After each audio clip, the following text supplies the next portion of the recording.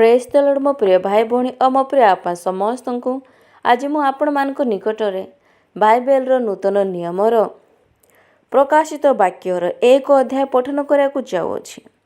ଯୀଶୁଖ୍ରୀଷ୍ଟଙ୍କ ପ୍ରକାଶିତ ବାକ୍ୟ ଅବିଳମ୍ବରେ ଯାହା ଯାହା ଅବଶ୍ୟ ଘଟିବ ସେହି ସବୁ ସେ ଯେପରି ଆପଣା ଦାସମାନଙ୍କୁ ଜଣାନ୍ତି, ଏଥିପାଇଁ ଈଶ୍ୱର ଏହା ତାହାଙ୍କ ନିକଟରେ ସମର୍ପଣ କଲେ। ଆଉ ସେ ଆପଣା ଦୂତ ପ୍ରେରଣ କରି ନିଜ ଦାସ ଜହନଙ୍କୁ ଏହା ଜ୍ଞାତ କରାଇଲେ। ସେହି ଜହନ ଈଶ୍ୱରଙ୍କ ବାକ୍ୟ ଓ ଯୀଶୁଖ୍ରୀଷ୍ଟଙ୍କ ସାକ୍ଷ୍ୟ ସମ୍ବନ୍ଧରେ ଅର୍ଥାତ୍ ସେ ଯାହା ସବୁ ଦର୍ଶନ କଲା ସେହି ବିଷୟରେ ସାକ୍ଷ୍ୟ ଦେଉଅଛି। ଯେ ପାଠ କରେ ଓ ଯେଉଁମାନେ ଏହି ଭାବବାଣୀ ଶ୍ରବଣ କରନ୍ତି ପୁଣି ସେଥିରେ ଲିଖିତ ବିଷୟ ସବୁ ପାଳନ କରନ୍ତି, ସେମାନେ ଧନ୍ୟ, କାରଣ ସମୟ ସନ୍ନିକଟ। ଜହନ ଆସିଆସ୍ତ ସପ୍ତ ମଣ୍ଡଳୀ ନିକଟକୁ ଲେଖୁଅଛି ଯେ ବର୍ତ୍ତମାନ ଭୂତ ଓ ଭବିଷ୍ୟତ ତାହାଙ୍କଠାରୁ ଓ ତାହାଙ୍କ ସିଂହାସନ ସମ୍ମୁଖସ୍ଥ ସପ୍ତ ଆତ୍ମାଙ୍କଠାରୁ, ପୁଣି ବିଶ୍ୱସ୍ତ ସାକ୍ଷୀ, ମୃତମାନଙ୍କ ମଧ୍ୟରୁ ପ୍ରଥମଜାତ ଓ ପୃଥିବୀର ରାଜାମାନଙ୍କ ରାଜା ଯୀଶୁଖ୍ରୀଷ୍ଟଙ୍କଠାରୁ ଅନୁଗ୍ରହ ଓ ଶାନ୍ତି ତୁମ୍ଭମାନଙ୍କ ପ୍ରତି ହେଉ, ଯେ ଆମମାନଙ୍କୁ ପ୍ରେମ କରି ଆପଣା ରକ୍ତ ଦ୍ୱାରା ଆମ୍ଭମାନଙ୍କ ପାପରୁ ମୁକ୍ତ କରିଅଛନ୍ତି, ପୁଣି ଆମମାନଙ୍କୁ ଗୋଟିଏ ରାଜକୁଳ କରି ଆପଣା ଈଶ୍ୱର ଓ ପିତାଙ୍କ ନିକଟରେ ଯାଜକ ସ୍ୱରୂପେ ନିଯୁକ୍ତ କରିଅଛନ୍ତି। ତାହାଙ୍କ ଗୌରବ ଓ ପରାକ୍ରମ ଯୁଗେ ଯୁଗେ ହେଉ। ଆମେନ୍। ଦେଖ, ସେ ମେଘମାଳାରେ ଆଗମନ କରୁଅଛନ୍ତି। ପ୍ରତ୍ୟେକ ଚକ୍ଷୁ ତାହାଙ୍କୁ ଦର୍ଶନ କରିବ। ଯେଉଁମାନେ ତାହାଙ୍କୁ ବିନ୍ଧିଥିଲେ ସେମାନେ ମଧ୍ୟ ଦର୍ଶନ କରିବେ। ଆଉ ପୃଥିବୀର ସମସ୍ତ ଗୋଷ୍ଠୀ ତାହାଙ୍କ ଆଗମନ ସକାଶେ ବିଳାପ କରିବେ। ହଁ, ଆମେନ୍। ଯେ ବର୍ତ୍ତମାନ ଭୂତ ଓ ଭବିଷ୍ୟତ, ଯେ ସର୍ବଶକ୍ତିମାନ, ସେହି ପ୍ରଭୁ ଈଶ୍ୱର କହନ୍ତି, ଆମ୍ଭେ କ ୱେଖ ତୁମମାନଙ୍କ ଭ୍ରାତା ଓ ଯୀଶୁଙ୍କ ସମ୍ବନ୍ଧୀୟ କ୍ଲେଶ, ରାଜ୍ୟ ଓ ଧୈର୍ଯ୍ୟର ସହଭାଗୀ ଯେ ମୁଁ ଜହନ, ମୁଁ ଈଶ୍ୱରଙ୍କ ବାକ୍ୟ ଓ ଯୀଶୁଙ୍କ ସାକ୍ଷ୍ୟ ହେତୁ ପାତ୍ମ ନାମକ ଦ୍ୱୀପରେ ଥିଲି। ମୁଁ ପ୍ରଭୁଙ୍କ ଦିନରେ ଆତ୍ମାରେ ଆବିଷ୍ଟ ହୋଇ ମୋର ପଶ୍ଚାତରେ ତୁରୀ ଶବ୍ଦ ପରି ଗୋଟିଏ ମହାସ୍ୱର ଏହା କହୁଥିବା ଶୁଣିଲି, ତୁମ୍ଭେ ଯାହା ଦର୍ଶନ କରୁଅଛ ତାହା ଗୋଟିଏ ପୁସ୍ତକରେ ଲିପିବଦ୍ଧ କରି ସପ୍ତ ମଣ୍ଡଳୀ ଅର୍ଥାତ୍ ଏଫିସ, ସ୍ମର୍ଣ୍ଣା, ପର୍ଗମ, ଥିଓତିରା, ସାର୍ଦି, ଫିଲାଦେଲଫିଆ ଓ ଲାଇଦିକିଆ ନିକଟକୁ ପ୍ରେରଣ କର। କିଏ ମୋ ସହିତ କଥା କହୁଅଛନ୍ତି, ଏହା ଦେଖିବା ନିମନ୍ତେ ମୁଁ ବୁଲି ପଡ଼ିଲି। ଆଉ ବୁଲି ପଡ଼ନ୍ତେ ମୁଁ ଦେଖିଲି ସପ୍ତ ସୁବର୍ଣ୍ଣ ପ୍ରଦୀପ। ପୁଣି ସେହି ପ୍ରଦୀପଗୁଡ଼ିକର ମଧ୍ୟସ୍ଥଳରେ ମନୁଷ୍ୟପୁତ୍ରଙ୍କ ସଦୃଶ ଜଣେ ବ୍ୟକ୍ତି।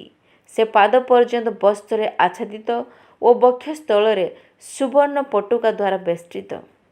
ତାହାଙ୍କ ମସ୍ତକ ଓ କେଶ ହିମତୁଲ୍ୟ ଶୁଭ୍ର ଲମ୍ବ ପରି ଶୁକ୍ଳବର୍ଣ୍ଣ, ଆଉ ତାହାଙ୍କ ଚକ୍ଷୁ ପ୍ରଜ୍ୱଳିତ ଅଗ୍ନି ଶିଖା ସଦୃଶ। ତାହାଙ୍କ ପାଦ ଭାଟିରେ ପରିପୂର୍ଣ୍ଣ, ଉଜ୍ଜ୍ୱଳ ପିତ୍ତଳ ତୁଲ୍ୟ ଓ ତାହାଙ୍କ ସ୍ୱର ମହାଜଳକଲ୍ଲୋଳର ସଦୃଶ। ସେ ଆପଣା ଦକ୍ଷିଣ ହସ୍ତରେ ସପ୍ତ ନକ୍ଷତ୍ର ଧାରଣ କରିଥିଲେ।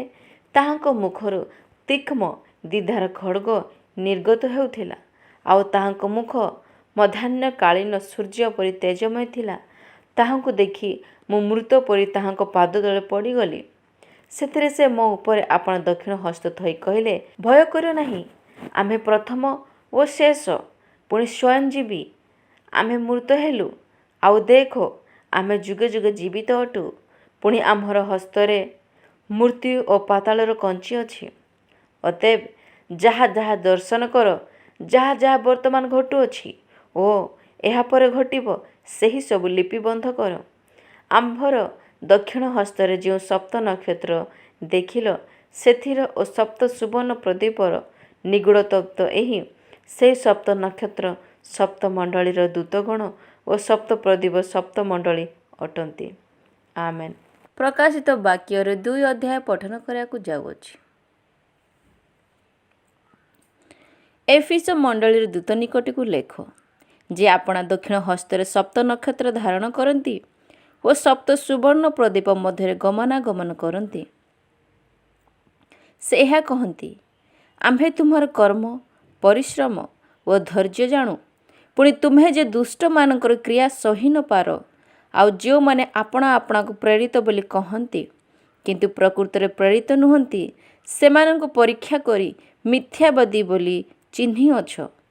ପୁଣି ଧୈର୍ଯ୍ୟ ଧରି ଆମ୍ଭ ନାମ ସକାଶେ କଷ୍ଟ ସହିଅଛ ଓ କ୍ଳାନ୍ତ ହୋଇନାହଁ, ଏହା ମଧ୍ୟ ଆମେ ଜାଣୁ। ତଥାପି ତୁମ ବିରୁଦ୍ଧରେ ଆମର ଏହି କଥା ଅଛି, ତୁମେ ଆପଣ ଆଦ୍ୟ ପ୍ରେମ ପରିତ୍ୟାଗ କରିଅଛ। ଏଣୁ କେଉଁଠାରୁ ତୁମର ପତନ ହୋଇଅଛି, ତାହା ସ୍ମରଣ କରି ମନ ପରିବର୍ତ୍ତନ କର ଓ ଆଦ୍ୟ କର୍ମ ସବୁ କର। ନହେଲେ ଯେବେ ମନ ପରିବର୍ତ୍ତନ ନ କର, ତେବେ ଆମ୍ଭେ ତୁମ୍ଭ ନିକଟକୁ ଆସି ତୁମ୍ଭର ପ୍ରଦୀପ ସ୍ୱସ୍ଥାନରୁ ଘୁଞ୍ଚାଇ ଦେବୁ। ହେଲେ ତୁମ୍ଭର ଏହି ସଦ୍ଗୁଣ ଅଛି ଯେ ଆମ୍ଭେ ନିକୋଲାତୀୟମାନଙ୍କର ଯେଉଁ ସବୁ କର୍ମ ଘୃଣା କରୁ, ତୁମ୍ଭେ ମଧ୍ୟ ସେହି ସବୁ ଘୃଣା କରୁଅଛ। ମଣ୍ଡଳୀଗଣଙ୍କୁ ଆତ୍ମା କ'ଣ କହନ୍ତି? ଯାହାର କର୍ଣ୍ଣ ଅଛି ସେ ତାହା ଶୁଣୁ। ଯେ ଜୟ କରେ ତାହାକୁ ଆମ୍ଭେ ଈଶ୍ୱରଙ୍କ ପାରଦୀଶରେ ଥିବା ଜୀବନ ବୃକ୍ଷର ଫଳ ଖାଇବାକୁ ଦେବୁ।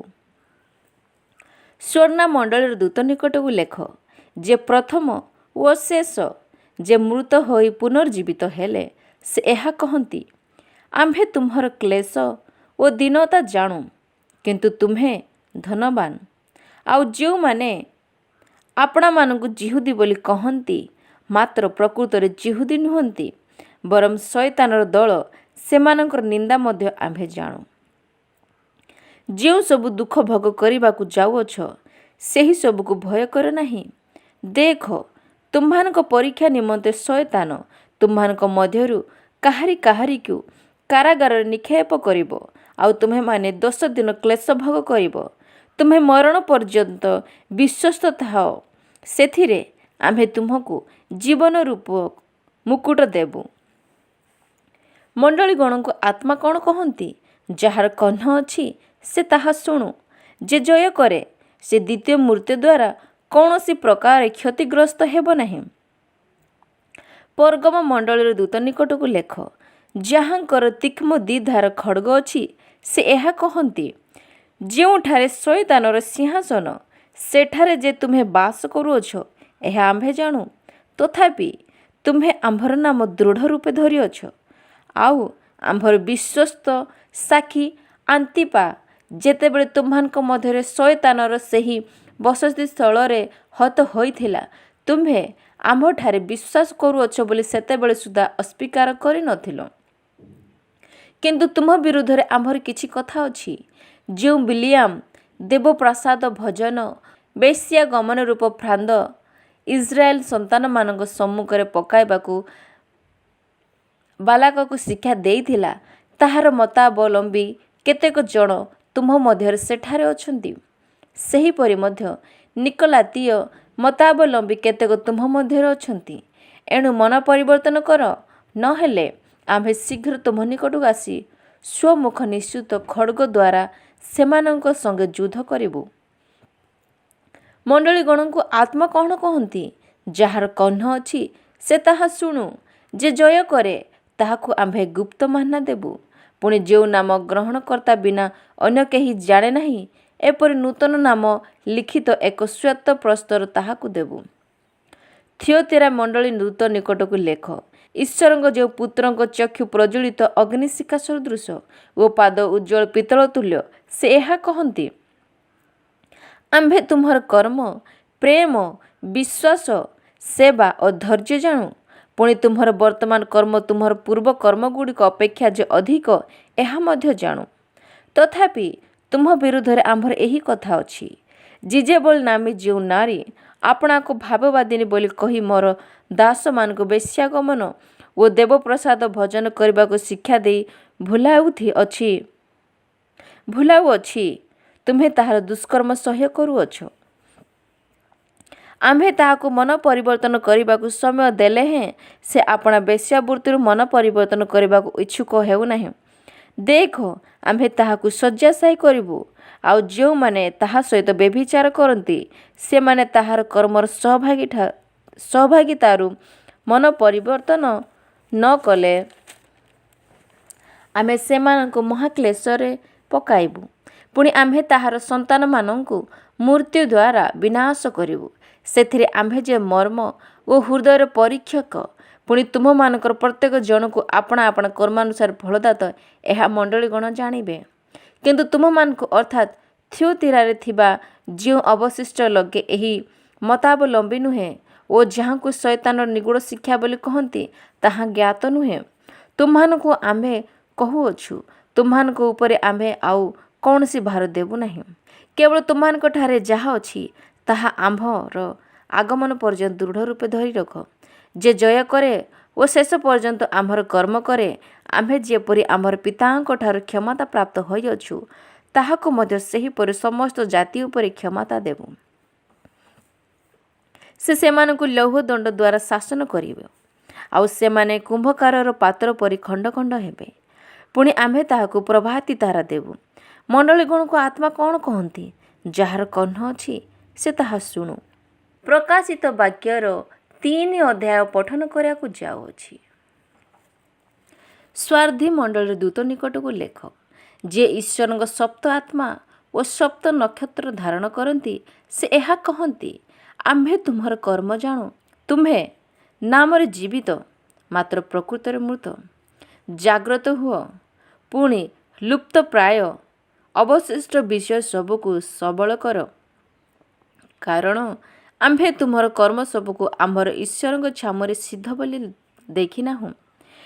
ଏଣୁ କି ପ୍ରକାର ଶିକ୍ଷା ପାଇଅଛ ଓ ଶ୍ରବଣ କରିଅଛ, ତାହା ସ୍ମରଣ କରି ପାଳନ କର ଓ ମନ ପରିବର୍ତ୍ତନ କର। ଯଦି ଜାଗ୍ରତ ନ ହୁଅ, ତାହେଲେ ଆମ୍ଭେ ଚୋର ପରି ଆସିବୁ, ଆଉ କେଉଁ ସମୟରେ ତୁମ ଉପରେ ଆସି ପଡ଼ିବୁ, ତାହା ତୁମେ କୌଣସି ପ୍ରକାରେ ଜାଣିବ ନାହିଁ। ତଥାପି ଯେଉଁମାନେ ଆପଣା ଆପଣା ବସ୍ତ୍ର ମଳିନ କରି ନାହାନ୍ତି, ତୁମ୍ଭମାନଙ୍କ ମଧ୍ୟରେ ସ୍ୱାଧୀରେ ଏପରି କେତେକ ଅଛନ୍ତି, ସେମାନେ ଶୁକ୍ଳ ବସ୍ତ୍ର ପରିହିତ ହୋଇ ଆମ୍ଭ ସଙ୍ଗରେ ଗମନାଗମନ କରିବେ, କାରଣ ସେମାନେ ଯୋଗ୍ୟ। ଯେ ଜୟ କରେ ସେ ଏହି ପ୍ରକାର ଶୁକ୍ଳ ବସ୍ତ୍ର ପରିହିତ ହେବ, ଆଉ ଆମ୍ଭେ ଜୀବନ ପୁସ୍ତକରୁ ତାହାର ନାମ କୌଣସି ପ୍ରକାରେ ଲୋପ ନ କରି ଆମ୍ଭର ପିତା ଓ ତାହାଙ୍କ ଦୂତମାନଙ୍କ ସମ୍ମୁଖରେ ତାହାର ନାମ ସ୍ୱୀକାର କରିବୁ। ମଣ୍ଡଳୀଗଣକୁ ଆତ୍ମା କ'ଣ କହନ୍ତି? ଯାହାର କର୍ଣ୍ଣ ଅଛି ସେ ତାହା ଶୁଣୁ। ଫିଲାଦେଲଫିଆ ମଣ୍ଡଳୀର ଦୂତ ନିକଟକୁ ଲେଖ, ଯେ ପବିତ୍ର ଓ ସତ୍ୟ, ଯାହାଙ୍କ ହସ୍ତରେ ଦାଉଦଙ୍କର କଞ୍ଚି ଅଛି, ଯେ ଫିଟାଇଲେ କେହି ବନ୍ଦ କରି ନ ପାରେ, ଆଉ ବନ୍ଦ କଲେ କେହି ଫିଟାଇ ନ ପାରେ, ସେ ଏହା କହନ୍ତି, ଆମ୍ଭେ ତୁମ୍ଭର କାର୍ଯ୍ୟ ଜାଣୁ। ଦେଖ, ଆମ୍ଭେ ତୁମ୍ଭ ସମ୍ମୁଖରେ ଗୋଟିଏ ଦ୍ୱାର ଫିଟାଇଅଛୁ, କେହି ତାହା ବନ୍ଦ କରିପାରେ ନାହିଁ। କାରଣ ତୁମ୍ଭର ଶକ୍ତି ସାମାନ୍ୟ, ତଥାପି ତୁମ୍ଭେ ଆମ୍ଭର ବାକ୍ୟ ପାଳନ କରି ଆମ୍ଭର ନାମ ଅସ୍ୱୀକାର କରିନାହଁ। ଦେଖ, ଯେଉଁମାନେ ଯିହୁଦୀ ନୁହନ୍ତି, କିନ୍ତୁ ମିଥ୍ୟାରେ ଆପଣାମାନଙ୍କୁ ଯିହୁଦୀ ବୋଲି କହନ୍ତି, ଏପରି ଶୟତାନର ଦଳର ଲୋକମାନଙ୍କୁ ଆମ୍ଭେ ଆଣି ତୁମ୍ଭର ଚରଣ ତଳେ ପ୍ରଣାମ କରାଇବୁ। ଆଉ ଆମ୍ଭେ ଯେ ତୁମକୁ ପ୍ରେମ କରୁଅଛୁ, ଏହା ସେମାନଙ୍କୁ ଜ୍ଞାତ କରାଇବୁ। ତୁମ୍ଭେ ଆମ୍ଭର ଧୈର୍ଯ୍ୟର ବାକ୍ୟ ରକ୍ଷା କରିଅଛ। ଏହେତୁ ପୃଥିବୀ ନିବାସୀମାନଙ୍କୁ ପରୀକ୍ଷା କରିବା ନିମନ୍ତେ ସମସ୍ତ ଜଗତ ଉପରକୁ ଯେଉଁ ପରୀକ୍ଷା କାଳ ଆସିବ, ସେଥିରୁ ଆମ୍ଭେ ମଧ୍ୟ ତୁମକୁ ରକ୍ଷା କରିବୁ।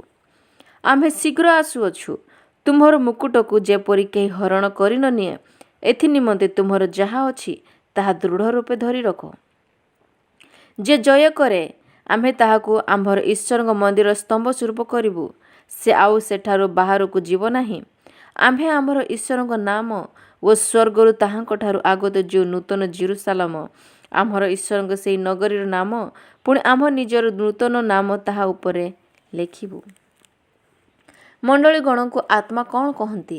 ଯାହାର କର୍ଣ୍ଣ ଅଛି ସେ ତାହା ଶୁଣୁ।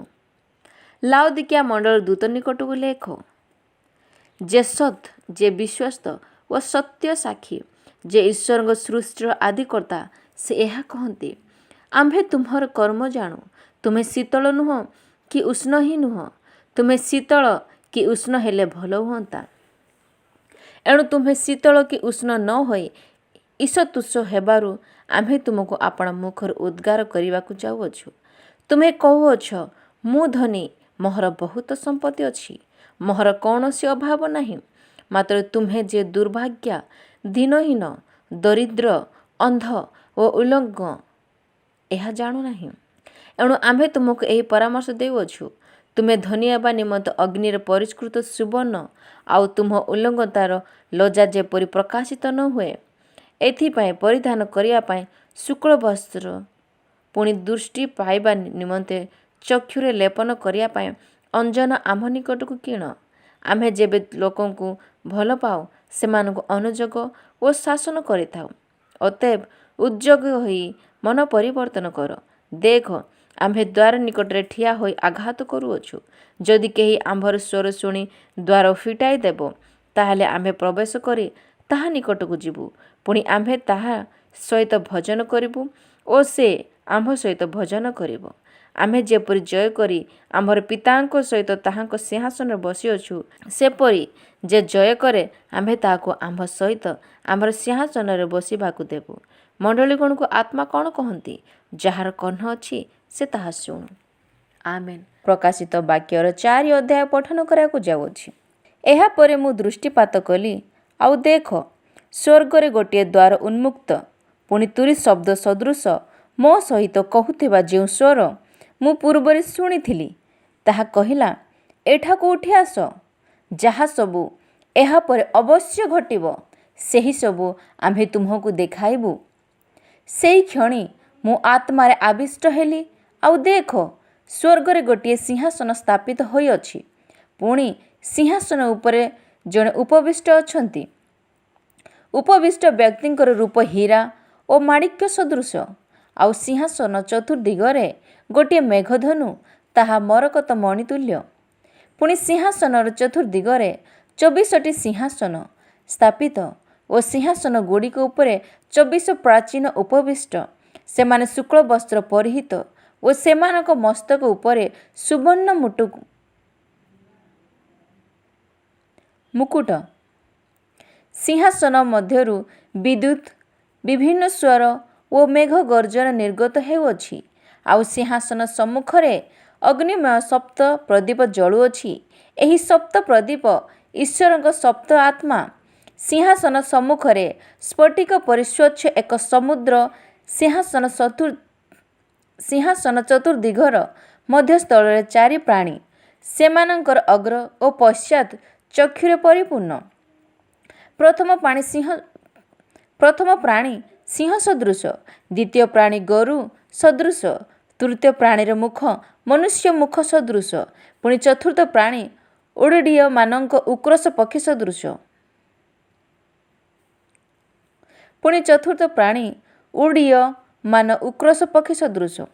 ପ୍ରତ୍ୟେକ ପ୍ରାଣୀର 6 ପକ୍ଷ। ସେହି ପକ୍ଷଗୁଡ଼ିକର ବାହାର ଓ ଭିତର ଚକ୍ଷୁରେ ପରିପୂର୍ଣ୍ଣ।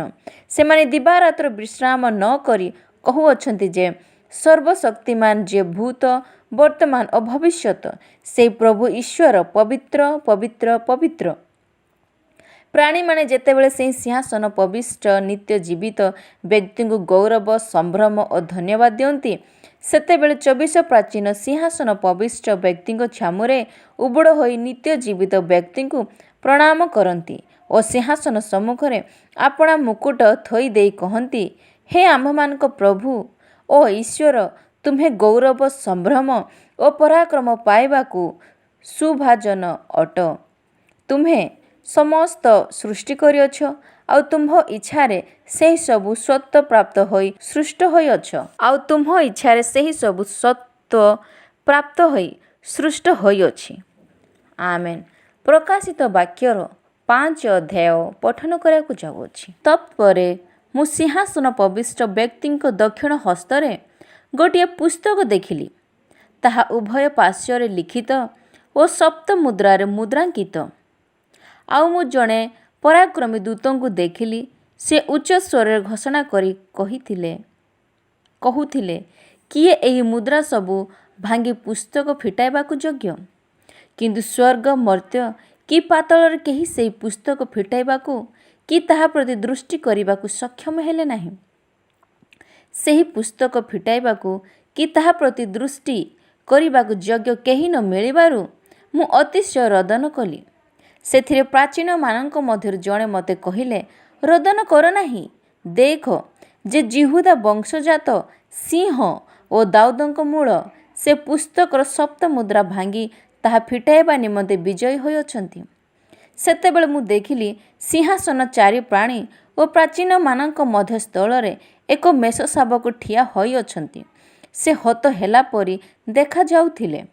ତାହାଙ୍କର ସପ୍ତ ଶୃଙ୍ଗ ଓ ସପ୍ତ ଚକ୍ଷୁ, ସେହି ସମସ୍ତ ଚକ୍ଷୁ ସମୁଦାୟ ପୃଥିବୀରେ ପ୍ରେରିତ ଈଶ୍ୱରଙ୍କ ସପ୍ତ ଆତ୍ମା। ସେ ଆସି ସିଂହାସନ ପ୍ରବିଷ୍ଟ ବ୍ୟକ୍ତିଙ୍କର ଦକ୍ଷିଣ ହସ୍ତରୁ ସେହି ପୁସ୍ତକ ନେଲେ। ସେ ପୁସ୍ତକ ନିୟନ୍ତେ ସେହି ଚାରି ପ୍ରାଣୀ ଓ 24 ପ୍ରାଚୀନ ମେଷ ଶାବକଙ୍କ ସମ୍ମୁଖରେ ଉବୁଡ଼ ହୋଇ ପଡ଼ିଲେ। ସେମାନଙ୍କ ପ୍ରତ୍ୟେକଙ୍କର ହସ୍ତରେ ବୀଣା ଓ ସାଧୁମାନଙ୍କ ପ୍ରାର୍ଥନା ରୂପ ଧୂପରେ ପରିପୂର୍ଣ୍ଣ ସୁବର୍ଣ୍ଣ ପାତ୍ର ଥିଲା।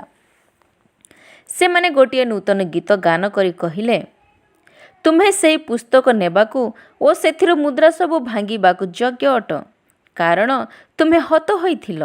ପୁଣି ଆପଣା ରକ୍ତ ଦ୍ୱାରା ସମସ୍ତ ଗୋଷ୍ଠୀ, ଭାଷାବାଦୀ, ବଂଶ ଓ ଜାତି ମଧ୍ୟରୁ ଈଶ୍ୱରଙ୍କ ନିମନ୍ତେ ଲୋକମାନଙ୍କୁ କ୍ରୟ କରିଅଛ। ପୁଣି ସେମାନଙ୍କୁ ଆମ୍ଭମାନଙ୍କ ଈଶ୍ୱରଙ୍କ ଉଦ୍ଦେଶ୍ୟରେ ରାଜକୁଳ ଓ ଯାଜକ କରିଦେଇଅଛ, ଆଉ ସେମାନେ ପୃଥିବୀ ଉପରେ ରାଜତ୍ୱ କରିବେ। ତତ୍ପରେ ମୁଁ ଦୃଷ୍ଟିପାତ କଲି, ପୁଣି ସିଂହାସନ, ପ୍ରାଣୀ ଓ ପ୍ରାଚୀନମାନଙ୍କ ଚତୁର୍ଦ୍ଦିଗରେ ଅନେକ ଅନେକ ଦୂତଙ୍କର ସ୍ୱର ଶୁଣିଲି। ସେମାନଙ୍କର ସଂଖ୍ୟା ସହସ୍ର ସହସ୍ର ଓ ଆୟୁତ ଆୟୁତ। ସେମାନେ ଉଚ୍ଚ ସ୍ୱରରେ କହୁଥିଲେ, ପରାକ୍ରମ, ଧନ, ଜ୍ଞାନ, ଶକ୍ତି, ସମ୍ଭ୍ରମ, ଗୌରବ ଓ ପ୍ରଶଂସା ଗ୍ରହଣ କରିବାକୁ ହତ ହୋଇଥିବା ମେଷ ଶାବକ ହିଁ ଯୋଗ୍ୟ ଅଟନ୍ତି। ଆଉ ମୁଁ ସ୍ୱର୍ଗ, ମର୍ତ୍ତ୍ୟ, ପାତାଳ ଓ ସମୁଦ୍ରରେ ଥିବା ସମସ୍ତ ସୃଷ୍ଟ ପ୍ରାଣୀ, ହଁ ତନ୍ମଧ୍ୟସ୍ଥିତ ସମସ୍ତ ଏହା କହୁଥିବା ଶୁଣିଲି, ପ୍ରଶଂସା, ସମ୍ଭ୍ରମ, ଗୌରବ ଓ କର୍ତ୍ତାପଣ ଯୁଗେ ଯୁଗେ ସିଂହାସନ ପ୍ରବିଷ୍ଟ ବ୍ୟକ୍ତିଙ୍କର ଓ ମେଷ ଶାବକଙ୍କର। ସେଥିରେ ଚାରି ପ୍ରାଣୀ କହିଲେ, ଆମେନ୍। ପୁଣି ପ୍ରାଚୀନମାନେ ଉବୁଡ଼ ହୋଇ ପ୍ରଣାମ କଲେ। ଆମେନ୍। ପ୍ରକାଶିତ ବାକ୍ୟର 6 ଅଧ୍ୟାୟ ପଠନ କରିବାକୁ ଯାଉଅଛି। ତହୁଁ ମୁଁ ମେଷ ଶାବକଙ୍କୁ ସପ୍ତ ମୁଦ୍ରା ମଧ୍ୟରୁ ପ୍ରଥମ ମୁଦ୍ରା ଭାଙ୍ଗିବାର ଦେଖିଲି। ଆଉ ଚାରି ପ୍ରାଣୀଙ୍କ ମଧ୍ୟରୁ ଜଣଙ୍କୁ ବଜ୍ର ନିର୍ଘୋଷ ସ୍ୱରରେ ଏହା କହୁଥିବା ଶୁଣିଲି, ଆସ। ସେଥିରେ ମୁଁ ଦୃଷ୍ଟିପାତ କଲି, ଆଉ ଦେଖ, ଗୋଟିଏ ଶୁକ୍ଳବର୍ଣ୍ଣ ଅଶ୍ଵ, ପୁଣି ତାହାର ଆରୋହୀଙ୍କ ହସ୍ତରେ ଗୋଟିଏ ଧନୁ। ତାହାଙ୍କୁ ଏକ ମୁକୁଟ ଦତ୍ତ ହେଲା, ଆଉ ସେ ବିଜୟୀ ହୋଇ ଜୟ କରିବାକୁ ବାହାରିଗଲେ। ମେଷ ଶାବକ ଯେତେବେଳେ ଦ୍ୱିତୀୟ ମୁଦ୍ରା ଭାଙ୍ଗିଲେ, ସେତେବେଳେ ମୁଁ ଦ୍ୱିତୀୟ ପ୍ରାଣୀଙ୍କି ଏହା କହୁଥିବା ଶୁଣିଲି, ଆସ। ସେଥିରେ ଆଉ ଗୋଟିଏ ଅଶ୍ଵ ବାହାର ହେଲା, ତାହା ଲୋହିତ ବର୍ଣ୍ଣ। ଲୋକେ ଯେପରି ପରସ୍ପରକୁ ହତ୍ୟା କରନ୍ତି, ଏଥି ନିମନ୍ତେ ପୃଥିବୀରୁ ଶାନ୍ତି ଦୂର କରିବା ନିମନ୍ତେ ତାହାର ଆରୋହୀଙ୍କୁ କ୍ଷମତା ଦିଆଗଲା। ପୁଣି ତାହାକୁ ଗୋଟିଏ ବୃହତ୍ ଖଡ଼୍ଗ ଦତ୍ତ ହେଲା। ମେଷ ଶାବକ ଯେତେବେଳେ ତୃତୀୟ ମୁଦ୍ରା ଭାଙ୍ଗିଲେ, ସେତେବେଳେ ମୁଁ ତୃତୀୟ ପ୍ରାଣୀଙ୍କି ଏହା କହୁଥିବା ଶୁଣିଲି, ଆସ। ସେଥିରେ ମୁଁ ଦୃଷ୍ଟିପାତ କଲି, ଆଉ ଦେଖ, ଗୋଟିଏ କୃଷ୍ଣବର୍ଣ୍ଣ ଅଶ୍ଵ, ପୁଣି ତାହାର ଆରୋହୀର ହସ୍ତରେ ଗୋଟିଏ ତରାଜୁ। ଆଉ ମୁଁ ଚାରି ପ୍ରାଣୀଙ୍କ ମଧ୍ୟରୁ ନିର୍ଗତ ହେଲା ପରି ଏହି ସ୍ୱର ଶୁଣିଲି, ଟଙ୍କାକୁ ସେର ଗହମ ଓ ଟଙ୍କାକୁ 300 ଯବ ହେବ, କିନ୍ତୁ ତୁମ୍ଭେ ତୈଳ ଓ ଦ୍ରାକ୍ଷାରସ କ୍ଷତି କର ନାହିଁ। ମେଷ ଶାବକ ଯେତେବେଳେ ଚତୁର୍ଥ ମୁଦ୍ରା ଭାଙ୍ଗିଲେ, ସେତେବେଳେ ମୁଁ ଚତୁର୍ଥ ପ୍ରାଣୀଙ୍କି ଏହା କହୁଥିବା ଶୁଣିଲି, ଆସ। ସେଥିରେ ମୁଁ ଦୃଷ୍ଟିପାତ କଲି, ଆଉ ଦେଖ, ଗୋଟିଏ ପାଣ୍ଡୁବର୍ଣ୍ଣ ଅଶ୍ଵ, ତାହାର ଆରୋହୀର ନାମ ମୃତ୍ୟୁ। ପୁଣି ପାତାଳ ତାହାର ପଶ୍ଚାତ୍ ଗମନ କରୁଥିଲା। ଖଡ଼୍ଗ, ଦୁର୍ଭିକ୍ଷ, ମହାମାରୀ ଓ ପୃଥିବୀର ବନ୍ୟ ପଶୁମାନଙ୍କ ଦ୍ୱାରା ବିନାଶ କରିବାକୁ ପୃଥିବୀର ଚତୁର୍ଥାଂଶ ଉପରେ ସେମାନଙ୍କୁ କ୍ଷମତା ଦିଆଗଲା। ମେଷ ଶାବକ ଯେତେବେଳେ ପଞ୍ଚମ ମୁଦ୍ରା ଭାଙ୍ଗିଲେ, ସେତେବେଳେ ଯେଉଁମାନେ ଈଶ୍ୱରଙ୍କ ବାକ୍ୟ ସକାଶେ ଓ ସେମାନଙ୍କ ଦତ୍ତ ସାକ୍ଷ୍ୟ ସକାଶେ ହତ ହୋଇଥିଲେ, ସେମାନଙ୍କ ଆତ୍ମାମାନଙ୍କୁ ମୁଁ ବେଦୀ ତଳେ ଦେଖିଲି। ସେମାନେ ଉଚ୍ଚ ସ୍ୱରରେ ଡାକ ପକାଇ କହୁଥିଲେ, हे पवित्र ଓ ସତ୍ୟ ପ୍ରଭୁ, ଆଉ କେତେ କାଳ ତୁମ୍ଭେ ବିଚାର ନ କରି ପୃଥିବୀ ନିବାସୀମାନଙ୍କଠାରୁ ଆମ୍ଭମାନଙ୍କ ରକ୍ତର ପରିଶୋଧ ନ ନେବ? ସେଥିରେ ସେମାନଙ୍କର ପ୍ରତ୍ୟେକ ଜଣକୁ ଶୁକ୍ଳ ବସ୍ତ୍ର ଦତ୍ତ ହେଲା। ପୁଣି ସେମାନଙ୍କର ଯେଉଁ ସହଦାସ ଓ ଭାତୃଗଣ ସେମାନଙ୍କ ପରି ମଧ୍ୟ ବଧ କରାଯିବେ, ସେମାନଙ୍କ ସଂଖ୍ୟା ପୂର୍ଣ୍ଣ ନ ହେବା ଯାଏ ଆଉ କିଛି କାଳ ବିଶ୍ରାମ କରିବାକୁ ସେମାନଙ୍କୁ କୁହାଗଲା। ମେଷଶାବକ ଷଷ୍ଠ ମୁଦ୍ରା ଭାଙ୍ଗିବା ସମୟରେ ମୁଁ ଦେଖିଲି, ମହାଭୂମିକମ୍ପ ହେଲା, ସୂର୍ଯ୍ୟ ଲୋମ ନିର୍ମିତ କମଳ ପରି କୃଷ୍ଣବର୍ଣ୍ଣ ଓ ଚନ୍ଦ୍ର ସମ୍ପୂର୍ଣ୍ଣ ରକ୍ତବର୍ଣ୍ଣ ହେଲା। ପ୍ରବଳ ବାୟୁର ଆଘାତରେ ଡିମ୍ବିରି ବୃକ୍ଷରୁ ଯେପରି ଅପକ୍ୱ ଫଳ ସବୁ ପତିତ ହୁଏ, ସେହିପରି ଆକାଶର ନକ୍ଷତ୍ର ସବୁ ପୃଥିବୀରେ ପତିତ ହେଲେ। ଆକାଶମଣ୍ଡଳ ଚର୍ମ ପୁସ୍ତକ ଗୁଡ଼ା ହେଲା ପରି ଗୁଡ଼ା ହୋଇ ଦୂରୀଭୂତ ହେଲା। ପୁଣି ପର୍ବତ ଓ ଦ୍ୱୀପ ସମସ୍ତ ସ୍ଥାନାନ୍ତରିତ ହେଲେ। ଆଉ ପୃଥିବୀର ରାଜାମାନେ, ପାତ୍ରମନ୍ତ୍ରୀମାନେ, ପ୍ରଧାନ, ସେନାପତି ଓ ଧନୀମାନେ, ବଳବାନ ଲୋକମାନେ ଏବଂ ପରାଧୀନ ଓ ସ୍ୱାଧୀନ ଲୋକ ସମସ୍ତେ ଗୁହା ଓ ପର୍ବତମାଳାରେ ଶୈଳମାନଙ୍କ ମଧ୍ୟରେ ଆପଣା ଆପଣାକୁ ଲୁଚାଇଲେ। ପୁଣି ସେମାନେ ପର୍ବତ ଓ ଶୈଳମାନଙ୍କୁ କହିଲେ, ଆମ୍ଭମାନଙ୍କ ଉପରେ ପଡ଼ି ସିଂହାସନ ପବିଷ୍ଟ ବ୍ୟକ୍ତିଙ୍କ ଛାମୁରୁ ଓ ମେଷଶାବକଙ୍କ କ୍ରୋଧରୁ ଆମ୍ଭମାନଙ୍କୁ ଲୁଚାଇ ରଖ, କାରଣ ସେମାନଙ୍କ କ୍ରୋଧର ମହାଦିନ ଉପସ୍ଥିତ ହୋଇଅଛି, ଆଉ କିଏ ଠିଆ ହୋଇପାରେ? ଆମେନ୍। ପ୍ରକାଶିତ ବାକ୍ୟର 7 ଅଧ୍ୟାୟ ପଠନ କରିବାକୁ ଯାଉଛି। ତତ୍ପରେ ମୁଁ ଦେଖିଲି, ପୃଥିବୀ କି ସମୁଦ୍ର କି କୌଣସି ବୃକ୍ଷ ଉପରେ ଯେପରି ବାୟୁ ନ ବହେ, ଏଥି ନିମନ୍ତେ ପୃଥିବୀର ଚାରି କୋଣରେ 4 ଜଣ ଦୂତ ଠିଆ ହୋଇ ପୃଥିବୀର 4 ବାୟୁକୁ ଅଟକାଇ ଧରିଅଛନ୍ତି। ପୁଣି ମୁଁ ଆଉ ଜଣେ ଦୂତଙ୍କୁ ପୂର୍ବ ଦିଗରୁ ଉଠି ଆସିବାର ଦେଖିଲି। ତାହାଙ୍କ ହସ୍ତରେ ଜୀବିତ ଈଶ୍ୱରଙ୍କ ମୁଦ୍ରା ଥିଲା। ପୃଥିବୀ ଓ ସମୁଦ୍ରର କ୍ଷତି କରିବା ନିମନ୍ତେ କ୍ଷମତା ପ୍ରାପ୍ତ ସେହି 4 ଦୂତଙ୍କୁ ସେ ଉଚ୍ଚ ସ୍ୱରରେ ଡାକି କହିଲେ, ଆମ୍ଭେମାନେ ଆପଣମାନଙ୍କ ଈଶ୍ୱରଙ୍କ ଦାସମାନଙ୍କ କପାଳରେ ମୁଦ୍ରାଙ୍କ ନ ଦେବା ପର୍ଯ୍ୟନ୍ତ ତୁମ୍ଭେମାନେ ପୃଥିବୀ କିମ୍ବା ସମୁଦ୍ର କିମ୍ବା ବୃକ୍ଷ ସମୂହର କ୍ଷତି କର ନାହିଁ। ତତ୍ପରେ ମୁଦ୍ରାଙ୍କିତ ଲୋକମାନଙ୍କର ସଂଖ୍ୟା ମୁଁ ଶୁଣିଲି।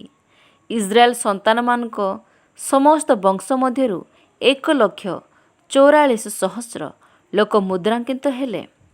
ଜିହୁଦା ବଂଶରୁ 12,000, ରୁବେନ ବଂଶରୁ 12,000, ଗାଦ ବଂଶରୁ 12,000, ଆସେର ବଂଶରୁ 12,000, ନପ୍ତାଲି ବଂଶରୁ 12,000, ମନସ୍ସୀ ବଂଶରୁ 12,000, ସିମିୟନ ବଂଶରୁ 12,000, ଲେବି ବଂଶରୁ 12,000, ଇସାଖର ବଂଶରୁ 12,000, ସବ୍ଲୁନ ବଂଶରୁ 12,000, ଯୋସେଫ ବଂଶରୁ 12,000, ବିନାମିନ ବଂଶରୁ 12,000। ଏହାପରେ ମୁଁ ଦୃଷ୍ଟିପାତ କଲି, ଆଉ ଦେଖ, ସର୍ବଜାତୀୟ, ସର୍ବଗୋଷ୍ଠୀୟ, ସର୍ବବଂଶୀୟ ଓ ସର୍ବଭାଷାବାଦୀ ଅଗଣ୍ୟ ଏକ ମହାଜନତା ଶୁକ୍ଳ ବସ୍ତ୍ର ପରିହିତ ହୋଇ ଓ ଖଜୁରୀ ବାହୁଙ୍ଗା ହସ୍ତରେ ଧରି ସିଂହାସନ ଓ ମେଷଶାବକଙ୍କ ସମ୍ମୁଖରେ ଦଣ୍ଡାୟମାନ ହୋଇଅଛନ୍ତି। ସେମାନେ ଉଚ୍ଚସ୍ୱରେ କହୁଅଛନ୍ତି, ପରିତ୍ରାଣ, ସିଂହାସନ ପବିଷ୍ଟ, ଆମ୍ଭମାନଙ୍କ ଈଶ୍ୱରଙ୍କ ଓ ମେଷଶାବକଙ୍କର କାର୍ଯ୍ୟ। ପୁଣି ସମସ୍ତ ଦୂତ ସିଂହାସନ, ପ୍ରାଚୀନ ବର୍ଗ ଓ 4 ପ୍ରାଣୀଙ୍କ ଚତୁର୍ଦ୍ଦିଗରେ ଉଭା ହୋଇଅଛନ୍ତି, ଆଉ ସିଂହାସନ ସମ୍ମୁଖରେ ଉବୁଡ଼ ହୋଇପଡ଼ି ଈଶ୍ୱରଙ୍କୁ ପ୍ରଣାମ କରି କହୁଅଛନ୍ତି, ଆମେନ୍। ପ୍ରଶଂସା, ଗୌରବ, ଜ୍ଞାନ, ଧନ୍ୟବାଦ, ସମ୍ଭ୍ରମ, ପରାକ୍ରମ ଓ ଶକ୍ତି ଯୁଗେ ଯୁଗେ ଆମ୍ଭମାନଙ୍କ ଈଶ୍ୱରଙ୍କର। ଆମେନ୍। ପୁଣି ପ୍ରାଚୀନମାନଙ୍କ ମଧ୍ୟରୁ ଜଣେ ମୋତେ ପଚାରିଲେ, ଶୁକ୍ଳ ବସ୍ତ୍ର ପରିହିତ ଏହି ଲୋକମାନେ କିଏ ଓ ସେମାନେ କେଉଁଠାରୁ ଆସିଅଛନ୍ତି? ମୁଁ ତାହାଙ୍କୁ କହିଲି, ହେ ମୋହର ପ୍ରଭୁ, ଆପଣ ହିଁ ତାହା ଜାଣନ୍ତି। ସେଥିରେ ସେ ମୋତେ କହିଲେ, ଏମାନେ ମହାକ୍ଲେଶରୁ ବାହାରି ଆସିଅଛନ୍ତି ଓ ମେଷଶାବକଙ୍କ ରକ୍ତରେ ଆପଣା ଆପଣା ବସ୍ତ୍ର ଧୋଇ ଶୁକ୍ଳ ବର୍ଣ୍ଣ କରିଅଛନ୍ତି। ସେଥିପାଇଁ ସେମାନେ ଈଶ୍ୱରଙ୍କ ସିଂହାସନ ସମ୍ମୁଖରେ ଥାଇ ଦିବାରାତ୍ର ତାହାଙ୍କର ଉପାସନା କରନ୍ତି। ପୁଣି ସିଂହାସନ ପ୍ରବିଷ୍ଟ ବ୍ୟକ୍ତି ସେମାନଙ୍କର ଆଶ୍ରୟ ସ୍ୱରୂପ ହେବେ। ସେମାନଙ୍କର ଆଉ କେବେ କ୍ଷୁଧା କି ତୃଷା ହେବ ନାହିଁ। ପୁଣି ସୂର୍ଯ୍ୟ କିମ୍ବା କୌଣସି ଉତ୍ତାପ ସେମାନଙ୍କୁ ଆଘାତ କରିବ ନାହିଁ, କାରଣ ସିଂହାସନ ମଧ୍ୟସ୍ଥିତ ମେଷଶାବକ ସେମାନଙ୍କର ପାଳକ ହେବେ ଓ ଜୀବନଦାୟକ ନିର୍ଝର ନିକଟକୁ ସେମାନଙ୍କୁ କଢ଼ାଇ ନେବେ। ପୁଣି ଈଶ୍ୱର ସେମାନଙ୍କ ଚକ୍ଷୁରୁ ସମସ୍ତ ଲୋତକ ପୋଛିଦେବେ। ଆମେନ୍। ପ୍ରକାଶିତ ବାକ୍ୟର 8 ଅଧ୍ୟାୟ ପଠନ କରିବାକୁ ଯାଉଅଛି। ମେଷଶାବକ ଯେତେବେଳେ ସପ୍ତମ ମୁଦ୍ରା ଭାଙ୍ଗିଲେ, ସେତେବେଳେ ସ୍ୱର୍ଗରେ ପ୍ରାୟ ଅର୍ଦ୍ଧଘଣ୍ଟିକା ପର୍ଯ୍ୟନ୍ତ ନୀରବତା ବିରାଜିତ ହେଲା। ତତ୍ପରେ ମୁଁ ଈଶ୍ୱରଙ୍କ ସମ୍ମୁଖରେ ଦଣ୍ଡାୟମାନ ସପ୍ତ ଦୂତଙ୍କୁ ଦେଖିଲି। ସେମାନଙ୍କୁ ସପ୍ତ ତୁରୀ ଦତ୍ତ ହେଲା। ସେଥିରେ ଆଉ ଜଣେ ଦୂତ ଆସି ବେଦୀ ନିକଟରେ ଠିଆ ହେଲେ। ତାହାଙ୍କ ହସ୍ତରେ ସୁବର୍ଣ୍ଣ ଧୂପାଚି ଥିଲା। ପୁଣି ସିଂହାସନ ସମ୍ମୁଖସ୍ଥ ସୁବର୍ଣ୍ଣ ବେଦୀ ଉପରେ ସମସ୍ତ ସାଧୁମାନଙ୍କ ପ୍ରାର୍ଥନା ସହିତ ଯୋଗ କରିବା ନିମନ୍ତେ ତାହାଙ୍କୁ ପ୍ରଚୁର ଧୂପ ଦିଆଗଲା। ସେଥିରେ ଦୂତଙ୍କ ହସ୍ତରୁ ଧୂପର ଧୂପ ସାଧୁମାନଙ୍କ ପ୍ରାର୍ଥନା ସହ ଈଶ୍ୱରଙ୍କ ସମ୍ମୁଖରେ ଉତ୍ଥିତ ହେଲା। ପରେ ସେହି ଦୂତ ଧୂପାଚି ଘେନି ବେଦୀର ଅଗ୍ନିରେ ତାହା ପୂର୍ଣ୍ଣ କରି ପୃଥିବୀ ଉପରେ ପକାଇଦେଲେ। ସେଥିରେ ବଜ୍ରଧ୍ୱନି, ବିଭିନ୍ନ ସ୍ୱର, ବିଦ୍ୟୁତ୍ ଓ ଭୂମିକମ୍ପ ହେଲା। ସେତେବେଳେ ସପ୍ତ ତୁରୀଧାରୀ ସପ୍ତ ଦୂତ ତୁରୀ ଧ୍ୱନି କରିବାକୁ ପ୍ରସ୍ତୁତ ହେଲେ। ପ୍ରଥମ ଦୂତ ତୁରୀ ଧ୍ୱନି କରନ୍ତେ ରକ୍ତ ମିଶ୍ରିତ ଶିଳା ଓ ଅଗ୍ନି ଉପସ୍ଥିତ ହୋଇ ପୃଥିବୀରେ ନିକ୍ଷିପ୍ତ ହେଲା। ସେଥିରେ ପୃଥିବୀ ଓ ବୃକ୍ଷ ସମୂହର ତୃତୀୟାଂଶ, ପୁଣି ସମସ୍ତ ହରିତ୍ ବର୍ଣ୍ଣ ତୃଣ ଦଗ୍ଧ ହେଲା। ଦ୍ୱିତୀୟ ଦୂତ ତୁରୀ ଧ୍ୱନି କରନ୍ତେ ଯେପରି ଅଗ୍ନି ପ୍ରଜ୍ୱଳିତ ଗୋଟିଏ ପ୍ରକାଣ୍ଡ ପର୍ବତ ସମୁଦ୍ରରେ ନିକ୍ଷିପ୍ତ ହେଲା। ସେଥିରେ ସମୁଦ୍ରର ତୃତୀୟାଂଶ ଜଳ ରକ୍ତମୟ ହୋଇଗଲା। ପୁଣି ସମୁଦ୍ରରେ ଥିବା ଜୀବମାନଙ୍କର ତୃତୀୟାଂଶ ମଲେ ଓ ଜାହାଜର ତୃତୀୟାଂଶ ବିନଷ୍ଟ ହେଲା। ତୃତୀୟ ଦୂତ ତୁରୀ ଧ୍ୱନି କରନ୍ତେ ଅଗ୍ନିଶିଖା ପରି ପ୍ରଜ୍ୱଳିତ ଗୋଟିଏ ବୃହତ୍ ନକ୍ଷତ୍ର ଆକାଶରୁ ସ୍ଖଳିତ ହୋଇ ନଦୀ ସମୂହର ତୃତୀୟାଂଶ ଓ ନିର୍ଝରଗୁଡ଼ିକ ଉପରେ ପତିତ ହେଲା। ସେହି ନକ୍ଷତ୍ରର ନାମ ନାଗଦଆଣା। ସେଥିରେ ଜଳର ତୃତୀୟାଂଶ ନାଗଦଆଣା ହେଲା। ଆଉ ଅନେକ ଲୋକ ସେହି ଜଳ ହେତୁ ମଲେ, କାରଣ ତାହା ତିକ୍ତ କରାଯାଇଥିଲା। ଚତୁର୍ଥ ଦୂତ ତୁରୀ ଧ୍ୱନି କରନ୍ତେ ସୂର୍ଯ୍ୟ, ଚନ୍ଦ୍ର ଓ ନକ୍ଷତ୍ର ସମୂହର ତୃତୀୟାଂଶ ଆଘାତ ପ୍ରାପ୍ତ ହେବାରୁ ସେ ସମସ୍ତର ତୃତୀୟାଂଶ ଅନ୍ଧକାରମୟ ହେଲା। ଦିବସର ତୃତୀୟାଂଶ ଆଲୋକ ରହିତ ହେଲା ଓ ରାତ୍ରି ମଧ୍ୟ ତଦ୍ରୂପ ହେଲା। ପରେ ମୁଁ ଦୃଷ୍ଟିପାତ କଲି, ଆଉ ଆକାଶର ମଧ୍ୟ ଭାଗରେ ଉଡ଼ୁଥିବା ଗୋଟିଏ ଉକ୍ରସ ପକ୍ଷୀ ଉଚ୍ଚ ସ୍ୱରରେ ଏହା କହୁଥିବା ଶୁଣିଲି, ହାୟ ହାୟ ହାୟ ପୃଥିବୀ ନିବାସୀମାନେ ସନ୍ତାପର ପାତ୍ର, କାରଣ ଆହୁରି 3 ଜଣ ଦୂତ ତୁରୀ ଧ୍ୱନି କରିବାକୁ ଯାଉଅଛନ୍ତି। ଆମେନ୍। ପ୍ରକାଶିତ ବାକ୍ୟର 9 ଅଧ୍ୟାୟ ପଠନ କରିବାକୁ ଯାଉଅଛି। ତତ୍ପରେ ପଞ୍ଚମ ଦୂତ ତୁରୀ ଧ୍ୱନି କରନ୍ତେ ମୁଁ ଆକାଶରୁ ଗୋଟିଏ ନକ୍ଷତ୍ର ପୃଥିବୀରେ ପତିତ ହେବାର ଦେଖିଲି। ତାହାଙ୍କୁ ପାତାଳ କୁଣ୍ଡର ଚାବି ଦିଆଗଲା। ସେ ସେହି ପାତାଳ କୁଣ୍ଡ ଫିଟାନ୍ତେ ସେଥିରୁ ବୃହତ୍ ଭାଟିର ଧୂମ ପରି ଧୂମ ଉଠିଲା। ଆଉ ସେହି ପାତାଳ କୁଣ୍ଡର ଧୂମ ହେତୁ ସୂର୍ଯ୍ୟ ପୁଣି ଆକାଶ ଅନ୍ଧକାରଚ୍ଛନ୍ନ ହେଲା। ଧୂମ ମଧ୍ୟରୁ ପଙ୍ଗପାଳ ବାହାର ହୋଇ ପୃଥିବୀକୁ ଆସିଲେ। ସେମାନଙ୍କୁ ପୃଥିବୀର ବିଚାର ଶକ୍ତି ପରି ଶକ୍ତି ଦିଆଗଲା। ପୃଥିବୀର ତୃଣ କି ହରିତ୍ ବର୍ଣ୍ଣ ଶାକ କି କୌଣସି ବୃକ୍ଷର ଅନିଷ୍ଟ ନ କରି, ଯେଉଁମାନଙ୍କ କପାଳରେ ଈଶ୍ୱରଙ୍କ ମୁଦ୍ରାଙ୍କ ନାହିଁ, କେବଳ ସେମାନଙ୍କ ଅନିଷ୍ଟ କରିବାକୁ ସେମାନଙ୍କୁ କୁହାଗଲା। ସେମାନଙ୍କୁ ବଧ ନ କରି 5 ମାସ ପର୍ଯ୍ୟନ୍ତ ସେମାନଙ୍କର ଯନ୍ତ୍ରଣା ଘଟାଇବାକୁ ସେମାନଙ୍କୁ କ୍ଷମତା ଦିଆଗଲା। ବିଛା ମନୁଷ୍ୟକୁ ମାରିଲେ ଯେପରି ଯନ୍ତ୍ରଣା ହୁଏ, ଏହି ଯନ୍ତ୍ରଣା ସେହି ପ୍ରକାର। ସେହି ସମୟରେ ମନୁଷ୍ୟମାନେ ମୃତ୍ୟୁର ଅନ୍ୱେଷଣ କରିବେ, କିନ୍ତୁ କୌଣସି ପ୍ରକାରେ ତାହାର ଉଦ୍ଦେଶ୍ୟ ପାଇବେ ନାହିଁ।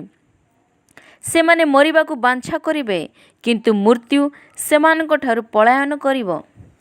ପଙ୍ଗପାଳମାନଙ୍କର ଆକୃତି ଯୁଦ୍ଧାର୍ଥେ ସଜ୍ଜିତ ଅଶ୍ୱମାନଙ୍କ ସଦୃଶ, ସେମାନଙ୍କ ମସ୍ତକର ଆବରଣ ସୁବର୍ଣ୍ଣ ମୁକୁଟ ତୁଲ୍ୟ, ପୁଣି ସେମାନଙ୍କ ମୁଖ ମନୁଷ୍ୟମାନଙ୍କ ମୁଖ ସଦୃଶ। ସ୍ତ୍ରୀ ଲୋକମାନଙ୍କ କେଶ ସଦୃଶ ସେମାନଙ୍କର କେଶ, ସିଂହ ଦନ୍ତ ତୁଲ୍ୟ ସେମାନଙ୍କ ଦନ୍ତ, ଲୌହ ଉରସ୍ରାଣ ପରି ସେମାନଙ୍କ ଉରସ୍ରାଣ, ପୁଣି ରଥ ଓ ରଣକ୍ଷେତ୍ରରେ ଧାବମାନ ଅନେକ ଅଶ୍ୱଙ୍କ ଶବ୍ଦ ପରି ସେମାନଙ୍କ ପକ୍ଷର ଶବ୍ଦ। ବିଛାର ଲାଙ୍ଗୁଳ ଓ ନାହୁଡ଼ ପରି ସେମାନଙ୍କର ଲାଙ୍ଗୁଳ ଓ ନାହୁଡ଼। 5 ମାସ ପର୍ଯ୍ୟନ୍ତ ମନୁଷ୍ୟମାନଙ୍କର କ୍ଷତି କରିବାକୁ ସେମାନଙ୍କ ଲାଙ୍ଗୁଳରେ ଶକ୍ତି ଥିଲା। ପାତାଳ କୁଣ୍ଡର ଦୂତ ସେମାନଙ୍କର ରାଜା, ତାହାର ନାମ ଏବ୍ରୀ ଭାଷାରେ ଅବଦ୍ଦୋନ ଓ ଗ୍ରୀକ୍ ଭାଷାରେ ଅପୋଲିୟନ। ପ୍ରଥମ ସନ୍ତାପ ଗତ ହେଲା, ଦେଖ, ଏହାପରେ ଆଉ 2ଟି ସନ୍ତାପ ଆସୁଅଛି। ଷଷ୍ଠ ଦୂତ ତୁରୀଧ୍ୱନି କରନ୍ତେ ମୁଁ ଈଶ୍ୱରଙ୍କ ସମ୍ମୁଖସ୍ଥ ସୁବର୍ଣ୍ଣ ବେଦୀର ଶୃଙ୍ଗମାନଙ୍କ ମଧ୍ୟରୁ ଗୋଟିଏ ସ୍ୱର ଶୁଣିଲି। ତାହା ତୁରୀ ଧରିଥିବା ସେହି ଷଷ୍ଠ ଦୂତଙ୍କୁ କହିଲା, ଫରାତ୍ ମହାନଦୀରେ ବନ୍ଦୀ ଥିବା 4 ଦୂତଙ୍କୁ ମୁକ୍ତ କରିଦିଅ। ସେଥିରେ ମନୁଷ୍ୟମାନଙ୍କର 1/3 ବଧ କରିବା ନିମନ୍ତେ ଏହି ଯେଉଁ 4 ଦୂତ ସେହି ଦଣ୍ଡ, ଦିନ, ମାସ ଓ ବର୍ଷ ପାଇଁ ପ୍ରସ୍ତୁତ କରା ହୋଇଥିଲେ, ସେମାନେ ମୁକ୍ତ କରାଗଲେ। ଅଶ୍ୱାରୋହୀ ସୈନ୍ୟମାନଙ୍କ ସଂଖ୍ୟା 20 କୋଟି। ମୁଁ ସେମାନଙ୍କ ସଂଖ୍ୟା ଶୁଣିଲି। ଆଉ ମୁଁ ଦର୍ଶନରେ ଅଶ୍ଵ ଓ ସେମାନଙ୍କ ଆରୋହୀମାନଙ୍କୁ ଏହି ପ୍ରକାରେ ଦେଖିଲି। ସେମାନଙ୍କ ଉରସ୍ରାଣ ଅଗ୍ନିବର୍ଣ୍ଣ, ନୀଳବର୍ଣ୍ଣ ଓ ଗନ୍ଧକ ବର୍ଣ୍ଣ। ଅଶ୍ୱମାନଙ୍କ ମସ୍ତକ ସିଂହମାନଙ୍କ ମସ୍ତକ ସଦୃଶ, ଆଉ ସେମାନଙ୍କ ମୁଖରୁ ଅଗ୍ନି, ଧୂମ ଓ ଗନ୍ଧକ ନିର୍ଗତ ହେଉଥିଲା। ସେମାନଙ୍କ ମୁଖରୁ ନିର୍ଗତ ଅଗ୍ନି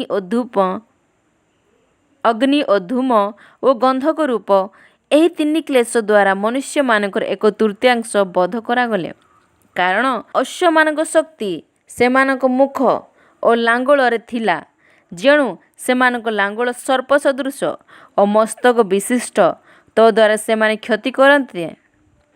ଯେଉଁ ଅବଶିଷ୍ଟ ମନୁଷ୍ୟମାନେ ଏହି ସମସ୍ତ କ୍ଲେଶ ଦ୍ୱାରା ବଧ କରାଯାଇ ନ ଥିଲେ, ସେମାନେ ଆପଣା ଆପଣା ହସ୍ତକୃତ କର୍ମରୁ ମନ ପରିବର୍ତ୍ତନ କଲେ ନାହିଁ, ଅର୍ଥାତ୍ ଭୂତମାନଙ୍କୁ ପୂଜା, ପୁଣି ଦର୍ଶନ, ଶ୍ରବଣ ଓ ଗମନ କରିବାକୁ ଅସମର୍ଥ ସୁବର୍ଣ୍ଣ, ରୌପ୍ୟ, ପିତ୍ତଳ, ପ୍ରସ୍ତର ଓ କାଷ୍ଠ ନିର୍ମିତ ପ୍ରତିମାର ପୂଜା ପରିତ୍ୟାଗ କଲେ ନାହିଁ। ଆଉ ସେମାନେ ଆପଣାମାନଙ୍କର ନରହତ୍ୟା, କୁହୁକ, ବ୍ୟଭିଚାର ଓ ଚୌର୍ଯ୍ୟକର୍ମରୁ ମନ ପରିବର୍ତ୍ତନ କଲେ ନାହିଁ। ଆମେନ୍। ପ୍ରକାଶିତ ବାକ୍ୟର 10 ଅଧ୍ୟାୟ ପଠନ କରିବାକୁ ଯାଉଛି। ତତ୍ପରେ ମୁଁ ଆଉ ଜଣେ ପରାକ୍ରମୀ ଦୂତଙ୍କୁ ସ୍ୱର୍ଗରୁ ଅବତରଣ କରିବାର ଦେଖିଲି। ସେ ମେଘ ବେଷ୍ଟିତ, ତାହାଙ୍କ ମସ୍ତକ ଉପରେ ମେଘଧନୁ, ତାହାଙ୍କ ମୁଖ ସୂର୍ଯ୍ୟ ସଦୃଶ ଓ ପାଦ ଅଗ୍ନିସ୍ତମ୍ଭ ତୁଲ୍ୟ। ତାହାଙ୍କ ହସ୍ତରେ ଗୋଟିଏ ମୁକ୍ତ କ୍ଷୁଦ୍ର ପୁସ୍ତକ। ସେ ଆପଣା ଦକ୍ଷିଣ ପାଦ ସମୁଦ୍ର ଉପରେ ଓ ବାମ ପାଦ ପୃଥିବୀ ଉପରେ ସ୍ଥାପନ କରି ସିଂହ ଗର୍ଜନ ତୁଲ୍ୟ ହୁଙ୍କାର ଶବ୍ଦରେ ଡାକ ପକାଇଲେ। ସେ ଡାକ ପକାନ୍ତେ ସପ୍ତ ମେଘ ଗର୍ଜନ ଆପଣା ଆପଣା ବାଣୀ ବ୍ୟକ୍ତ କଲେ। ସେହି ସପ୍ତ ମେଘ ଗର୍ଜନ ଆପଣା ଆପଣା ବାଣୀ ବ୍ୟକ୍ତ କରନ୍ତେ ମୁଁ ଦେଖିବାକୁ ଉଦ୍ୟତ ହେଲି। ସେତେବେଳେ ମୁଁ ମୋ ପ୍ରତି ଆକାଶରୁ ଉକ୍ତ ଏହି ବାଣୀ ଶୁଣିଲି, ସେହି ସପ୍ତ ମେଘ ଗର୍ଜନ ଯାହା ସବୁ ବ୍ୟକ୍ତ କଲେ, ସେହି ସବୁ ଗୋପନ କରି ରଖ, ଲେଖ ନାହିଁ। ତତ୍ପରେ ଯେଉଁ ଦୂତଙ୍କୁ ମୁଁ ସମୁଦ୍ର ଓ ପୃଥିବୀ ଉପରେ ଠିଆ ହେବାର ଦେଖିଥିଲି, ସେ ଆପଣା ଦକ୍ଷିଣ ହସ୍ତ ସ୍ୱର୍ଗ ଆଡ଼େ ଉଠାଇ, ଯେ ସ୍ୱର୍ଗ, ପୃଥିବୀ, ସମୁଦ୍ର ଓ ତନ୍ମଧ୍ୟସ୍ଥ ସମସ୍ତ ବିଷୟ ସୃଷ୍ଟି କରିଅଛନ୍ତି, ସେହି ନିତ୍ୟଜୀବୀଙ୍କ ନାମରେ ଶପଥ କରି କହିଲେ, ଆଉ ବିଳମ୍ବ ନାହିଁ। ମାତ୍ର ଈଶ୍ୱରଙ୍କ ଦ୍ୱାରା ଆପଣା ଦାସ ଭାବବାଦୀମାନଙ୍କର ପ୍ରତି ପ୍ରକାଶିତ ଶୁଭ ସମ୍ବାଦ ଅନୁସାରେ ସପ୍ତମ ଦୂତ ବାକ୍ୟ ଘୋଷଣା କରିବା ସମୟରେ, ଅର୍ଥାତ୍ ଯେତେବେଳେ ସେ ତୁରିଧୁନି କରିବାକୁ ଉଦ୍ୟତ ହେବେ, ସେତେବେଳେ ଈଶ୍ୱରଙ୍କ ନିଗୁଢ଼ ସଂକଳ୍ପ ମଧ୍ୟ ସଫଳ ହେବ। ପୁଣି ମୁଁ ଆକାଶରୁ ଯେଉଁ ବାଣୀ ଶୁଣିଥିଲି ତାହା ପୁନର୍ବାର ମୋ ପ୍ରତି ବାକ୍ୟ ଉଚ୍ଚାରଣ କରି କହିଲା, ଯାଅ, ସମୁଦ୍ର ଓ ପୃଥିବୀ ଉପରେ ଦଣ୍ଡାୟମାନ ଦୂତଙ୍କ ହସ୍ତରେ ଯେଉଁ ପୁସ୍ତକଟି ମୁକ୍ତ ହୋଇ ରହିଅଛି ତାହା ଗ୍ରହଣ କର। ସେଥିରେ ମୁଁ ସେହି ଦୂତଙ୍କ ନିକଟକୁ ଯାଇ କ୍ଷୁଦ୍ର ପୁସ୍ତକଟି ମୋତେ ଦେବାକୁ ତାହାଙ୍କୁ କହିଲି। ସେ ମୋତେ କହିଲେ, ଏହା ନେଇ ଭକ୍ଷଣ କର। ଏହା ତୁମ ଉଦରକୁ ତିକ୍ତ କରିଦେବ, କିନ୍ତୁ ତୁମ ମୁଖକୁ ଏହା ମଧୁ ପରି ମିଷ୍ଟ ଲାଗିବ। ସେଥିରେ ମୁଁ ଦୂତଙ୍କ ହସ୍ତରୁ ସେହି କ୍ଷୁଦ୍ର ପୁସ୍ତକଟି ନେଇ ତାହା ଭକ୍ଷଣ କଲି। ତାହା ମୋ ମୁଖକୁ ମଧୁ ପରି ମିଷ୍ଟ ଲାଗିଲା, କିନ୍ତୁ ତାହା ଭକ୍ଷଣ କଲା ପରେ ମୋର ଉଦର ତିକ୍ତ ହୋଇଗଲା। ତତ୍ପରେ ମୋତେ କୁହାଗଲା, ଅନେକ ବଂଶ, ଜାତି, ଭାଷାବାଦୀ ଓ ରାଜାଙ୍କ ବିରୁଦ୍ଧରେ ତୁମ୍ଭକୁ ପୁନର୍ବାର ଭାବବାଣୀ କହିବାକୁ ହେବ। ଆମେନ୍। ପ୍ରକାଶିତ ବାକ୍ୟର 11 ଅଧ୍ୟାୟ ପଠନ କରିବାକୁ ଯାଉଛି। ପରେ ମୋତେ ପଦିକା ପରି ଗୋଟିଏ ନଳ ଦତ୍ତ ହେଲା। ଜଣେ ମୋତେ କହିଲେ, ଉଠ, ଈଶ୍ୱରଙ୍କ ମନ୍ଦିର ବେଦୀ ଓ ଯେଉଁମାନେ ସେଥିରେ ପୂଜା କରନ୍ତି ସେମାନଙ୍କୁ ମାପ, କିନ୍ତୁ ମନ୍ଦିର ବାହାରେ ଥିବା ପ୍ରାଙ୍ଗଣକୁ ଛାଡ଼ିଦିଅ। ତାହା ମାପ ନାହିଁ, କାରଣ ତାହା ବିଜାତିମାନଙ୍କୁ ଦତ୍ତ ହୋଇଅଛି। ସେମାନେ 42 ମାସ ପର୍ଯ୍ୟନ୍ତ ପୁଣ୍ୟ ନଗରୀକୁ ପଦତଳେ ଦଳିତ କରିବେ। ଆଉ ଆମ୍ଭେ ଆମ୍ଭର 2 ସାକ୍ଷୀଙ୍କୁ କ୍ଷମତା ଦେବୁ ଯେ ସେମାନେ ଚଟ ପରିଧାନ କରି 1260 ଦିନ ପର୍ଯ୍ୟନ୍ତ ଭାବବାଣୀ କହିବେ। ସେମାନେ ପୃଥିବୀର ପ୍ରଭୁଙ୍କ ସମ୍ମୁଖରେ ଦଣ୍ଡାୟମାନ ହୋଇଥିବା 2 ଜିତବୃକ୍ଷ ଓ 2 ପ୍ରଦୀପ ସଦୃଶ। କେହି ଯଦି ସେମାନଙ୍କର କ୍ଷତି କରିବାକୁ ଇଚ୍ଛା କରେ, ତେବେ ସେମାନଙ୍କ ମୁଖରୁ ଅଗ୍ନି ନିର୍ଗତ ହୋଇ ସେମାନଙ୍କ ଶତ୍ରୁମାନଙ୍କୁ ଗ୍ରାସ କରେ। କେହି ଯଦି ସେମାନଙ୍କର କ୍ଷତି କରିବାକୁ ଇଚ୍ଛା କରିବ, ତାହାକୁ ଏହିପରି ଭାବେ ହତ ହେବାକୁ ହେବ। ସେମାନେ ଭାବବାଣୀ କହିବା ସମୟ ମଧ୍ୟରେ ଯେପରି ବୃଷ୍ଟି ନ ହୁଏ, ଏଥିନିମନ୍ତେ ଆକାଶ ରୁଦ୍ଧ କରିବାକୁ ସେମାନଙ୍କର କ୍ଷମତା ଅଛି। ପୁଣି ଯେତେ ଥର ଇଚ୍ଛା ସେତେ ଥର ଜଳକୁ ରକ୍ତରେ ପରିଣତ କରିବାକୁ ଓ ପୃଥିବୀକୁ ସମସ୍ତ ପ୍ରକାର ମହାମାରୀ ଦ୍ୱାରା ଆଘାତ କରିବାକୁ ମଧ୍ୟ ସେମାନଙ୍କର କ୍ଷମତା ଅଛି। ସେମାନଙ୍କ ସାକ୍ଷ୍ୟ ସମାପ୍ତ ହେଲା ଉତ୍ତାରେ ପାତାଳ କୁଣ୍ଡରୁ ଯେଉଁ ପଶୁ ଉତ୍ଥିତ ହେବ, ସେ ସେମାନଙ୍କ ସହିତ ଯୁଦ୍ଧ କରିବ ଓ ସେମାନଙ୍କୁ ଜୟ କରି ବଧ କରିବ। ସେଥିରେ ଯେଉଁ ମହାନଗରୀକୁ ଆତ୍ମିକ ଭାବରେ ସୋଦମ ଓ ମିଶର ବୋଲି କୁହାଯାଏ, ଯେଉଁଠାରେ ସେମାନଙ୍କ ପ୍ରଭୁ ମଧ୍ୟ କ୍ରୁଶରେ ହତ ହୋଇଥିଲେ, ସେହି ମହାନଗରୀ ରାଜପଥରେ ସେମାନଙ୍କ ଶବ ପଡ଼ି ରହିବ। ଆଉ ନାନା ବଂଶ, ଗୋଷ୍ଠୀ, ଭାଷାବାଦୀ ଓ ଜାତିର ଲୋକେ 3.5 ଦିନ ପର୍ଯ୍ୟନ୍ତ ସେମାନଙ୍କ ଶବକୁ ଦେଖିବେ ଓ ସମାଧିସ୍ଥ ହେବାକୁ ଦେବେ ନାହିଁ। ସେତେବେଳେ ପୃଥିବୀ ନିବାସୀମାନେ ସେମାନଙ୍କର ମୃତ୍ୟୁ ସମ୍ବାଦ ଶୁଣି ଆନନ୍ଦ ଓ ଆମୋଦ ପ୍ରମୋଦ କରିବେ। ପୁଣି ପରସ୍ପରକୁ ଉପହାର ଦେବେ, କାରଣ ଏହି 2 ଭାବବାଦୀ ପୃଥିବୀ ନିବାସୀମାନଙ୍କୁ ଯନ୍ତ୍ରଣା ଦେଉଥିଲେ।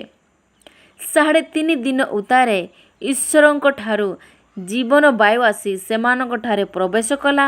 ସେଥିରେ ସେମାନେ ପାଦରେ ଭରା ଦେଇ ଠିଆ ହେଲେ, ଆଉ ସେମାନଙ୍କୁ ଦେଖିବା ଲୋକମାନେ ମହାଭୟଗ୍ରସ୍ତ ହେଲେ। ସେତେବେଳେ ସେମାନେ ଆକାଶରୁ ଉଚ୍ଚ ସ୍ୱରରେ ଉକ୍ତ ଏହି ବାଣୀ ଶୁଣିଲେ, ଏଠାକୁ ଉଠି ଆସ। ସେଥିରେ ସେମାନେ ମେଘାରୂଢ଼ ହୋଇ ସ୍ୱର୍ଗାରୋହଣ କଲେ, ଆଉ ସେମାନଙ୍କର ଶତ୍ରୁମାନେ ସେମାନଙ୍କୁ ଦେଖିଲେ। ସେହି ସମୟରେ ମହାଭୂମିକମ୍ପ ହେଲା ଓ ନଗରୀର 10 ଭୂମିସାତ୍ ହେଲା। ପୁଣି ଭୂମିକମ୍ପରେ 7,000 ଲୋକ ନିହତ ହେଲେ ଏବଂ ଅବଶିଷ୍ଟ ଲୋକ ଭୀତ ହୋଇ ସ୍ୱର୍ଗସ୍ଥ ଈଶ୍ୱରଙ୍କ ମହିମା କୀର୍ତ୍ତନ କଲେ। ଦ୍ୱିତୀୟ ସନ୍ତାପ ଗତ ହେଲା। ଦେଖ, ତୃତୀୟ ସନ୍ତାପ ଶୀଘ୍ର ଆସୁଅଛି। ସପ୍ତମ ଦୂତ ତୁରିଧୁନି କରନ୍ତେ ସ୍ୱର୍ଗରେ ମହାଶବ୍ଦ ସତ ଏହି ବାଣୀ ହେଲା। ମହାଶବ୍ଦ ସହ ଏହି ବାଣୀ ହେଲା, ଜଗତ ଉପରେ ରାଜତ୍ୱ ଆମ୍ଭମାନଙ୍କ ପ୍ରଭୁଙ୍କର ଓ ତାହାଙ୍କ ଖ୍ରୀଷ୍ଟଙ୍କର ହସ୍ତଗତ ହୋଇଅଛି, ଆଉ ସେ ଯୁଗେ ଯୁଗେ ରାଜତ୍ୱ କରିବେ।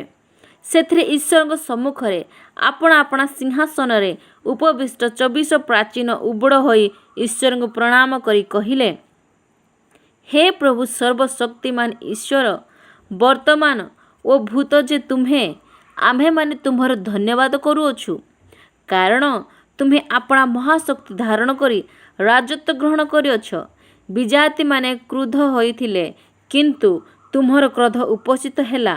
ପୁଣି ମୃତ୍ୟୁମାନଙ୍କ ବିଚାର କରିବା ସମୟ ଏବଂ ତୁମ୍ଭର ଦାସ ଭାବବାଦୀଙ୍କୁ, ସାଧୁମାନଙ୍କୁ ଓ ତୁମ୍ଭର ନାମର ଭୟକାରୀ ସାନ ଓ ବଡ଼ ସମସ୍ତ ଲୋକଙ୍କୁ ପୁରସ୍କାର ଦେବାର ଆଉ ପୃଥିବୀ ବିନାଶକାରୀମାନଙ୍କୁ ବିନାଶ କରିବାର ସମୟ ଉପସ୍ଥିତ ହେଲା। ସେତେବେଳେ ସ୍ୱର୍ଗରେ ଥିବା ଈଶ୍ୱରଙ୍କ ମନ୍ଦିର ଉନ୍ମୁକ୍ତ ହେଲା ଓ ତାହାଙ୍କ ମନ୍ଦିର ମଧ୍ୟରେ ତାହାଙ୍କ ନିୟମ ସିନ୍ଦୁକ ଦୃଷ୍ଟ ହେଲା। ପୁଣି ବିଦ୍ୟୁତ୍, ବିଭିନ୍ନ ସ୍ୱର, ମେଘଗର୍ଜନ, ଭୂମିକମ୍ପ ଓ ମହାଶିଳାବୃଷ୍ଟି ହେଲା। ଆମେନ୍। ପ୍ରକାଶିତ ବାକ୍ୟର 12 ଅଧ୍ୟାୟ ପଠନ କରିବାକୁ ଯାଉଅଛି। ପରେ ଆକାଶରେ ଗୋଟିଏ ମହାଲକ୍ଷଣ ଦେଖାଗଲା। ସୂର୍ଯ୍ୟ ପରିହିତା ଜଣେ ସ୍ତ୍ରୀ ଲୋକ, ତାହାଙ୍କ ପାଦ ତଳେ ଚନ୍ଦ୍ର ଓ ମସ୍ତକରେ 12 ନକ୍ଷତ୍ର ଖଚିତ ଗୋଟିଏ ମୁକୁଟ। ସେ ଗର୍ଭବତୀ ହୋଇ ପ୍ରସବ ବେଦନାରେ ଆର୍ତ୍ତସ୍ୱର କରି ପ୍ରସବ କରିବା ନିମନ୍ତେ କଷ୍ଟ ପାଉଥିଲେ। ଆକାଶରେ ଆଉ ଗୋଟିଏ ଲକ୍ଷଣ ଦେଖାଗଲା। ଦେଖ, ଗୋଟିଏ ଲୋହିତ ବର୍ଣ୍ଣ ପ୍ରକାଣ୍ଡ ସର୍ପ, ତାହାର 7 ମସ୍ତକ ଓ 10 ଶୃଙ୍ଗ। ପୁଣି ମସ୍ତକ ଗୁଡ଼ିକ ଉପରେ 7 ମୁକୁଟ। ତାହାର ଲାଙ୍ଗୁଳ ଆକାଶର ତୃତୀୟାଂଶ ନକ୍ଷତ୍ରକୁ ଆକର୍ଷଣ କରି ପୃଥିବୀରେ ନିକ୍ଷେପ କଲା। ଆଉ ସେହି ସର୍ପ ପ୍ରସବ କରିବାକୁ ଉଦ୍ୟତ ସ୍ତ୍ରୀ ଲୋକ ପ୍ରସବ କରିବା ମାତ୍ର ତାହାଙ୍କ ସନ୍ତାନକୁ ଗ୍ରାସ କରିବା ନିମନ୍ତେ ତାହାଙ୍କ ସମ୍ମୁଖରେ ଠିଆ ହେଲା। ଯେ ସମସ୍ତ ଜାତିଙ୍କୁ ଲୌହଦଣ୍ଡରେ ଶାସନ କରିବେ, ଏପରି ଏକ ପୁତ୍ର ସନ୍ତାନଙ୍କୁ ସେହି ସ୍ତ୍ରୀ ଲୋକ ପ୍ରସବ କଲେ। ଆଉ ତାହାଙ୍କ ସନ୍ତାନ ଈଶ୍ୱର ଓ ତାହାଙ୍କ ସିଂହାସନ ନିକଟକୁ ଉଠାଇ ନିଆଗଲେ। ପୁଣି ସେହି ସ୍ତ୍ରୀ ଲୋକ ପ୍ରାନ୍ତରକୁ ପଳାୟନ କଲେ। ସେଠାରେ 1260 ଦିନ ପର୍ଯ୍ୟନ୍ତ ପ୍ରତିପାଳିତ ହେବା ପାଇଁ ତାହାଙ୍କ ନିମନ୍ତେ ଈଶ୍ୱରଙ୍କ କର୍ତ୍ତୃକ ପ୍ରସ୍ତୁତ ଗୋଟିଏ ସ୍ଥାନ ଥିଲା। ତତ୍ପରେ ସ୍ୱର୍ଗର ଯୁଦ୍ଧ ହେଲା। ମିଖାଏଲ ଓ ତାହାଙ୍କ ଦୂତମାନେ ସେହି ସର୍ପ ସହିତ ଯୁଦ୍ଧ କଲେ। ସେଥିରେ ସେହି ସର୍ପ ଓ ତାହାର ଦୂତମାନେ ମଧ୍ୟ ଯୁଦ୍ଧ କଲେ, କିନ୍ତୁ ସେମାନେ ଜୟ କରିପାରିଲେ ନାହିଁ। ପୁଣି ସ୍ୱର୍ଗରେ ସେମାନେ ଆଉ ସ୍ଥାନ ପାଇଲେ ନାହିଁ। ସେଥିରେ ସର୍ପ ଜଗତର ପ୍ରବଞ୍ଚକ, ଦିଆବଳ ଓ ଶୟତାନ ନାମରେ ଖ୍ୟାତ ଯେ ପ୍ରକାଣ୍ଡ ସର୍ପ, ସେହି ପୁରାତନ ନାଗ, ସେ ଆପଣା ଦୂତମାନଙ୍କ ସହିତ ପୃଥିବୀରେ ନିକ୍ଷିପ୍ତ ହେଲେ। ସେତେବେଳେ ମୁଁ ସ୍ୱର୍ଗରେ ଏହି ଉଚ୍ଚ ସ୍ୱର ଶୁଣିଲି, ବର୍ତ୍ତମାନ ଆମ୍ଭମାନଙ୍କ ଈଶ୍ୱରଙ୍କ ପରିତ୍ରାଣ, ପରାକ୍ରମ ଓ ରାଜ୍ୟ ପୁଣି ତାହାଙ୍କ ଖ୍ରୀଷ୍ଟଙ୍କର କର୍ତ୍ତାପଣ ଉପସ୍ଥିତ ହୋଇଅଛି। କାରଣ ଆମ୍ଭମାନଙ୍କ ଭାତୃଗଣଙ୍କ ଅପବାଦକ ଯେ ଦିବାରାତ୍ର ସେମାନଙ୍କ ବିରୁଦ୍ଧରେ ଆମ୍ଭମାନଙ୍କ ଈଶ୍ୱରଙ୍କ ଛାମୁରେ ଅଭିଯୋଗ କରୁଥିଲା, ସେ ତଳେ ନିକ୍ଷିପ୍ତ ହୋଇଅଛି। ଆଉ ସେମାନେ ମେଷଶାବକଙ୍କ ରକ୍ତ ଓ ଆପଣା ଆପଣାର ସାକ୍ଷ୍ୟର ବାକ୍ୟ ଦ୍ୱାରା ତାହାଙ୍କୁ ଜୟ କରିଅଛନ୍ତି। ପୁଣି ସେମାନେ ମୃତ୍ୟୁ ପର୍ଯ୍ୟନ୍ତ ଆପଣା ଆପଣା ପ୍ରାଣକୁ ପ୍ରିୟ ଜ୍ଞାନ କରିନଥିଲେ। ଅତଏବ ହେ ସ୍ୱର୍ଗ ଓ ତନ୍ନିବାସୀମାନେ, ଆନନ୍ଦ କର। ମାତ୍ର ହାୟ ପୃଥିବୀ ଓ ସମୁଦ୍ର, ତୁମ୍ଭେମାନେ ସନ୍ତାପର ପାତ୍ର। କାରଣ ସମୟ ଅତି ଅଳ୍ପ ବୋଲି ଜାଣି ଦିଆବଳ ଆପଣା ମହାକ୍ରୋଧରେ ତୁମ୍ଭମାନଙ୍କ ମଧ୍ୟକୁ ଓହ୍ଲାଇ ଯାଇଅଛି। ସର୍ପ ଆପଣାକୁ ପୃଥିବୀରେ ନିକ୍ଷିପ୍ତ ହେବାର ଦେଖି ସେହି ପୁତ୍ର ସନ୍ତାନ ପ୍ରସବକାରିଣୀ ସ୍ତ୍ରୀ ଲୋକଙ୍କୁ ତାଡ଼ନା କଲା। ସେଥିରେ ସେହି ସ୍ତ୍ରୀ ଲୋକ ଯେପରି ସର୍ପର ମୁଖରୁ ରକ୍ଷା ପାଇ 3.5 ବର୍ଷ ପର୍ଯ୍ୟନ୍ତ ପ୍ରତିପାଳିତ ହୁଅନ୍ତି, ଏଥି ନିମନ୍ତେ ପ୍ରାନ୍ତରସ୍ଥ ଆପଣା ସ୍ଥାନକୁ ଉଡ଼ିଯିବା ପାଇଁ ତାହାଙ୍କୁ ବୃହତ୍ ଉକ୍ରୋଶ ପକ୍ଷୀର 2ଟି ପକ୍ଷ ଦତ୍ତ ହେଲା। ସେହି ସ୍ତ୍ରୀ ଲୋକଙ୍କୁ ଜଳସ୍ରୋତରେ ଭସାଇ ଦେବା ନିମନ୍ତେ ସର୍ପ ତାହାଙ୍କ ପଛରେ ଆପଣା ମୁଖରୁ ନଦୀ ପରି ଜଳ ଉଦ୍ଗାର କଲା। କିନ୍ତୁ ପୃଥିବୀ ଆପଣା ମୁଖ ଫିଟାଇ ସର୍ପର ମୁଖରୁ ଉଦ୍ଗାରିତ ନଦୀକୁ ଗ୍ରାସ କରି ସ୍ତ୍ରୀ ଲୋକଙ୍କର ସାହାଯ୍ୟ କଲା। ସେଥିରେ ସର୍ପ ସ୍ତ୍ରୀ ଲୋକଙ୍କ ଉପରେ ମହାକ୍ରୁଦ୍ଧ ହୋଇ ତାହାଙ୍କ ବଂଶର ଯେଉଁ ଅବଶିଷ୍ଟ ଲୋକମାନେ ଈଶ୍ୱରଙ୍କ ଆଜ୍ଞା ପାଳନ କରନ୍ତି ଓ ଯୀଶୁଙ୍କ ବିଷୟରେ ସାକ୍ଷ୍ୟଦାନ କରନ୍ତି ସେମାନଙ୍କ ସହିତ ଯୁଦ୍ଧ କରିବାକୁ ଚାଲିଗଲା। ଆଉ ସେ ସମୁଦ୍ରର ବାଲୁକା ଉପରେ ଠିଆ ହେଲା। ଆମେନ୍। ପ୍ରକାଶିତ ବାକ୍ୟର 13 ଅଧ୍ୟାୟ ପଠନ କରିବାକୁ ଯାଉଅଛି। ତତ୍ପରେ ମୁଁ ସମୁଦ୍ର ମଧ୍ୟରୁ ଗୋଟିଏ ପଶୁକୁ ଉଠି ଆସିବାର ଦେଖିଲି। ତାହାର 10 ଶୃଙ୍ଗ ଓ 7 ମସ୍ତକ। ତାହାର ଶୃଙ୍ଗ ଗୁଡ଼ାକରେ 10ଟା ମୁକୁଟ ଓ ମସ୍ତକ ଗୁଡ଼ାକ ଉପରେ ଈଶ୍ୱର ନିନ୍ଦା ସୂଚକ ବିଭିନ୍ନ ନାମ। ଏହି ଯେଉଁ ପଶୁକୁ ମୁଁ ଦେଖିଲି ତାହା ଚିତାବାଘ ପରି, ତାହାର ପାଦ ଭାଲୁର ପାଦ ପରି ଓ ପାଟି ସିଂହର ପାଟି ପରି। ସେହି ସର୍ପ ତାହାକୁ ଆପଣା ପରାକ୍ରମ, ସିଂହାସନ ଓ ମହାଲକ୍ଷଣ ଓ ମହାକ୍ଷମତା ସମର୍ପଣ କଲା। ତାହାର ମସ୍ତକ ଗୁଡ଼ାକ ମଧ୍ୟରୁ ଗୋଟାଏ ଯେପରି ସାଂଘାତିକ ଆଘାତ ପ୍ରାପ୍ତ ହୋଇଥିଲା, ଆଉ ତାହାର ସେହି ମୃତ୍ୟୁଜନକ କ୍ଷତ ସୁସ୍ଥ ହେଲା। ପୁଣି ସମସ୍ତ ପୃଥିବୀ ସେହି ପଶୁ ବିଷୟରେ ଆଶ୍ଚର୍ଯ୍ୟାନ୍ୱିତ ହୋଇ ତାହାର ଅନୁଗମନ କଲେ। ପୁଣି ସର୍ପ ସେହି ପଶୁକୁ ଆପଣା କ୍ଷମତା ସମର୍ପଣ କରିବାରୁ ସେମାନେ ସର୍ପକୁ ପ୍ରଣାମ କଲେ। ସେମାନେ ପଶୁକୁ ମଧ୍ୟ ପ୍ରଣାମ କରି କହିଲେ, ଏହି ପଶୁ ପରି କିଏ? ଆଉ କିଏ ତାହା ସହିତ ଯୁଦ୍ଧ କରିପାରେ? ତାହାକୁ ଅହଙ୍କାର ଓ ଈଶ୍ୱର ନିନ୍ଦାର କଥା କହିବାକୁ ମୁଖ ଦିଆଗଲା, ଆଉ 42 ମାସ ପର୍ଯ୍ୟନ୍ତ କାର୍ଯ୍ୟ ସାଧନ କରିବାକୁ କ୍ଷମତା ଦିଆଗଲା। ସେଥିରେ ସେ ମୁଖ ଫିଟାଇ ଈଶ୍ୱର ନିନ୍ଦାର କଥା କହି ତାହାଙ୍କ ନାମ ଓ ତାହାଙ୍କ ତମ୍ବୁ ପୁଣି ସ୍ୱର୍ଗ ନିବାସୀମାନଙ୍କର ନିନ୍ଦା କଲା।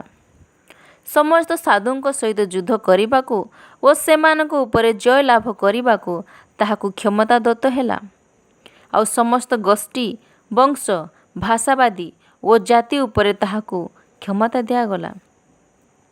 ଯେଉଁମାନଙ୍କ ନାମ ଜଗତର ପତନାବଧି ବଳୀକୃତ ମେଷଶାବକଙ୍କ ଜୀବନ ପୁସ୍ତକରେ ଲିଖିତ ହୋଇନାହିଁ, ପୃଥିବୀ ନିବାସୀ ସେହି ସମସ୍ତ ଲୋକ ତାହାକୁ ପ୍ରଣାମ କରିବେ। ଯାହାର କର୍ଣ୍ଣ ଅଛି ସେ ଶୁଣୁ। କେହି ଯଦି ବନ୍ଦୀ କରିନିଏ ତାହେଲେ ସେ ବନ୍ଦୀ ହୋଇଯିବ। କେହି ଯଦି ଖଡ଼୍ଗ ଦ୍ୱାରା ବଧ କରେ ତାହେଲେ ସେ ନିଶ୍ଚୟ ଖଡ଼୍ଗ ଦ୍ୱାରା ବଧ କରାଯିବ। ଏହି ସ୍ଥଳରେ ସାଧୁମାନଙ୍କର ଧୈର୍ଯ୍ୟ ଓ ବିଶ୍ୱାସ ଆବଶ୍ୟକ। ତତ୍ପରେ ମୁଁ ଆଉ ଗୋଟିଏ ପଶୁକୁ ଭୂମି ମଧ୍ୟରୁ ଉଠି ଆସିବାର ଦେଖିଲି। ମେଷଶାବକ ପରି ତାହାର 2ଟା ଶୃଙ୍ଗ, ଆଉ ସେ ସର୍ପ ପରି କଥା କହୁଥିଲା। ସେ ପ୍ରଥମ ପଶୁର 7ମ କ୍ଷମତା ତାହା ସାକ୍ଷାତରେ ପରିଚାଳନା କରେ।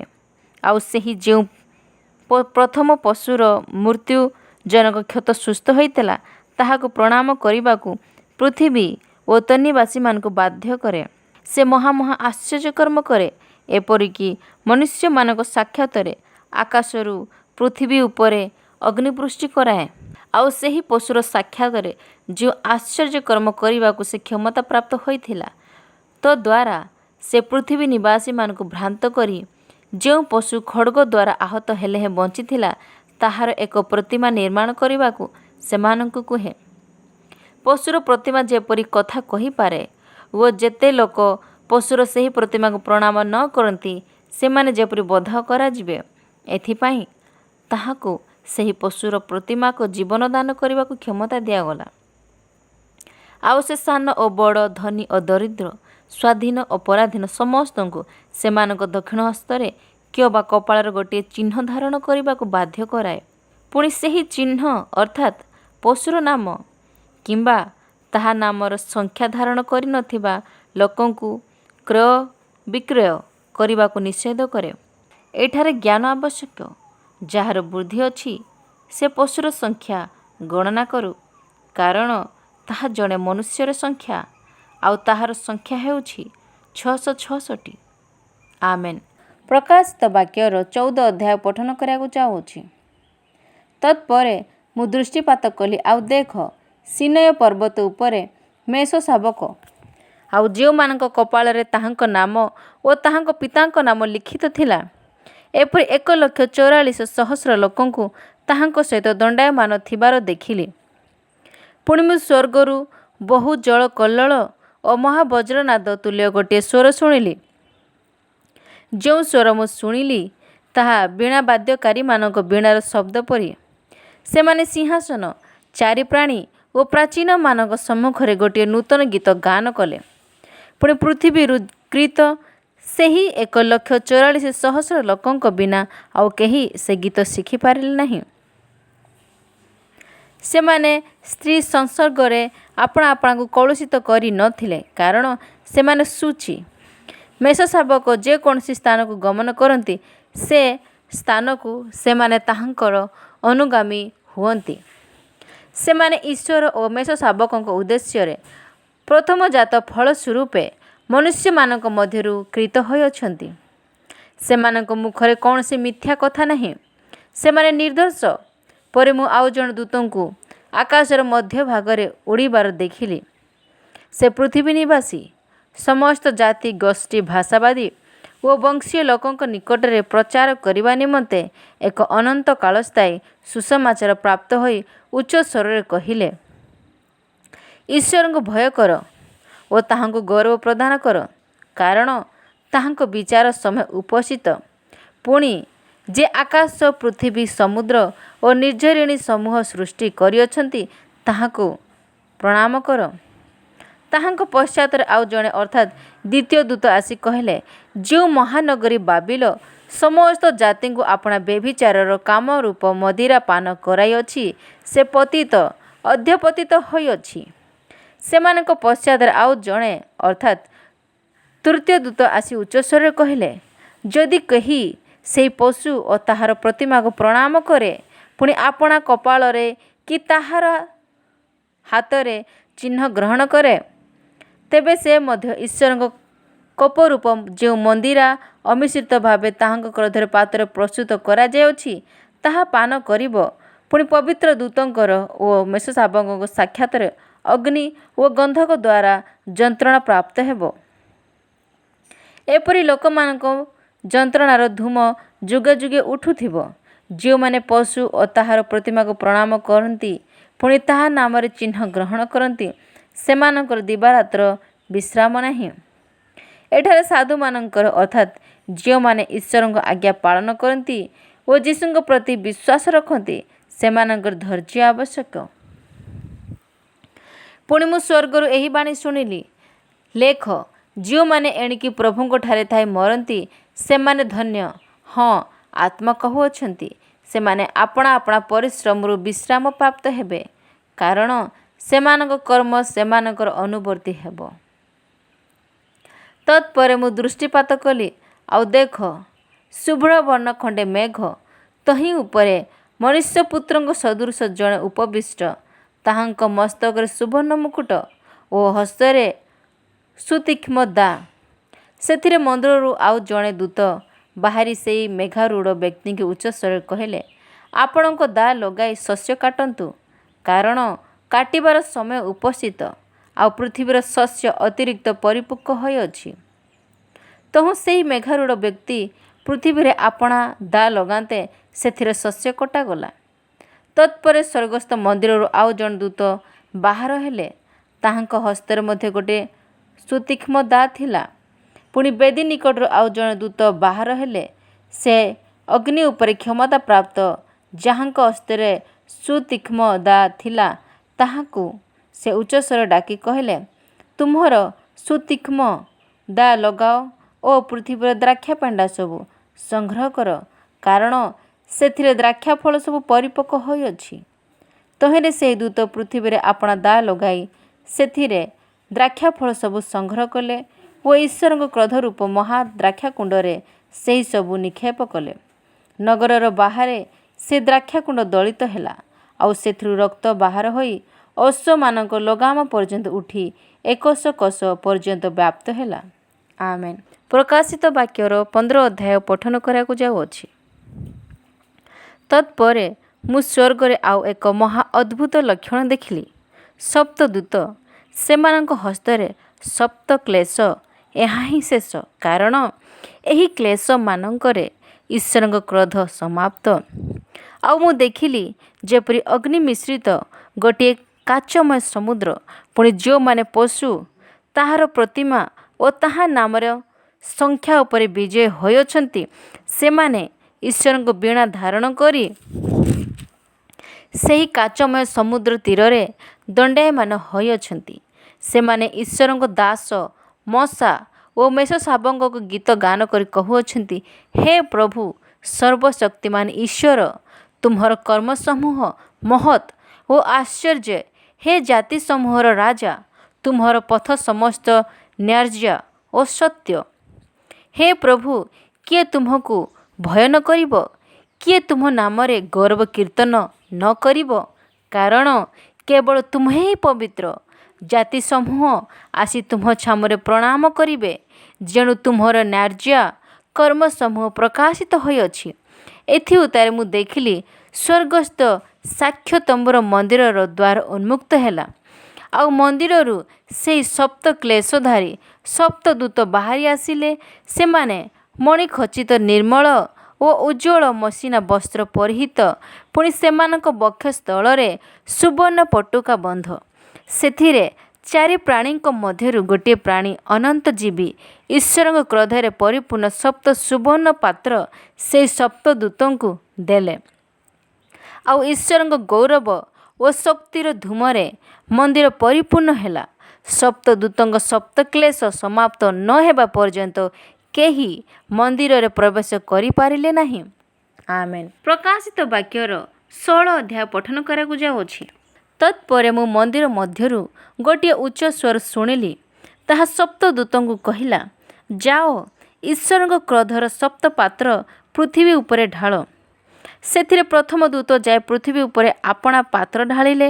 ତହୁଁ ଯେଉଁମାନେ ପଶୁର ଚିହ୍ନ ଗ୍ରହଣ କରିଥିଲେ ଓ ତାହାର ପ୍ରତିମାକୁ ପ୍ରଣାମ କରିଥିଲେ, ସେମାନଙ୍କ ଶରୀରରେ ଅତି କଷ୍ଟଦାୟକ ବିସ୍ଫୋଟକ ହେଲା। ଦ୍ୱିତୀୟ ଦୂତ ଆପଣା ପାତ୍ର ସମୁଦ୍ର ଉପରେ ଢାଳିଲେ। ତହୁଁ ତାହା ମୃତ ଲୋକର ରକ୍ତ ପରି ହେଲା, ଆଉ ସମୁଦ୍ରରେ ଥିବା ସମସ୍ତ ଜୀବ ମଲା। ତୃତୀୟ ଦୂତ ଆପଣା ପାତ୍ର ନଦୀ ଓ ନିର୍ଝରଣୀଗୁଡ଼ିକ ଉପରେ ଢାଳିଲେ। ତହୁଁ ସେହି ସବୁ ରକ୍ତ ହୋଇଗଲା। ସେତେବେଳେ ମୁଁ ଜଳାଧିପତି ଦୂତଙ୍କୁ ଏହା କହିବାର ଶୁଣିଲି, ହେ ବର୍ତ୍ତମାନ ଓ ଭୂତ, ପୁଣି ପବିତ୍ର ଯେ ତୁମ୍ଭେ ନ୍ୟାୟକର୍ତ୍ତା ବୋଲି ଏହିପରି ବିଚାର କରିଅଛ, ଯେଣୁ ସେମାନେ ସାଧୁମାନଙ୍କର ଓ ଭାବବାଦୀମାନଙ୍କର ରକ୍ତପାତ କରିଥିଲେ, ଆଉ ତୁମ୍ଭେ ସେମାନଙ୍କୁ ପାନ କରିବା ନିମନ୍ତେ ରକ୍ତ ଦେଇଅଛ, ସେମାନେ ସେଥିର ଯୋଗ୍ୟ। ସେତେବେଳେ ମୁଁ ବେଦୀ ଏହା କହିବାର ଶୁଣିଲି, ହଁ, ହେ ପ୍ରଭୁ ସର୍ବଶକ୍ତିମାନ ଈଶ୍ୱର, ତୁମର ସମସ୍ତ ବିଚାର ସତ୍ୟ ଓ ଯଥାର୍ଥ। ଚତୁର୍ଥ ଦୂତ ଆପଣା ପାତ୍ର ସୂର୍ଯ୍ୟ ଉପରେ ଢାଳିଲେ। ତହୁଁ ତାହାଙ୍କୁ ମନୁଷ୍ୟମାନଙ୍କୁ ଅଗ୍ନିରେ ଦଗ୍ଧ କରିବାକୁ ଶକ୍ତି ଦିଆଗଲା। ସେତେବେଳେ ମନୁଷ୍ୟମାନେ ମହାତାପରେ ଦଗ୍ଧ ହେଲେ।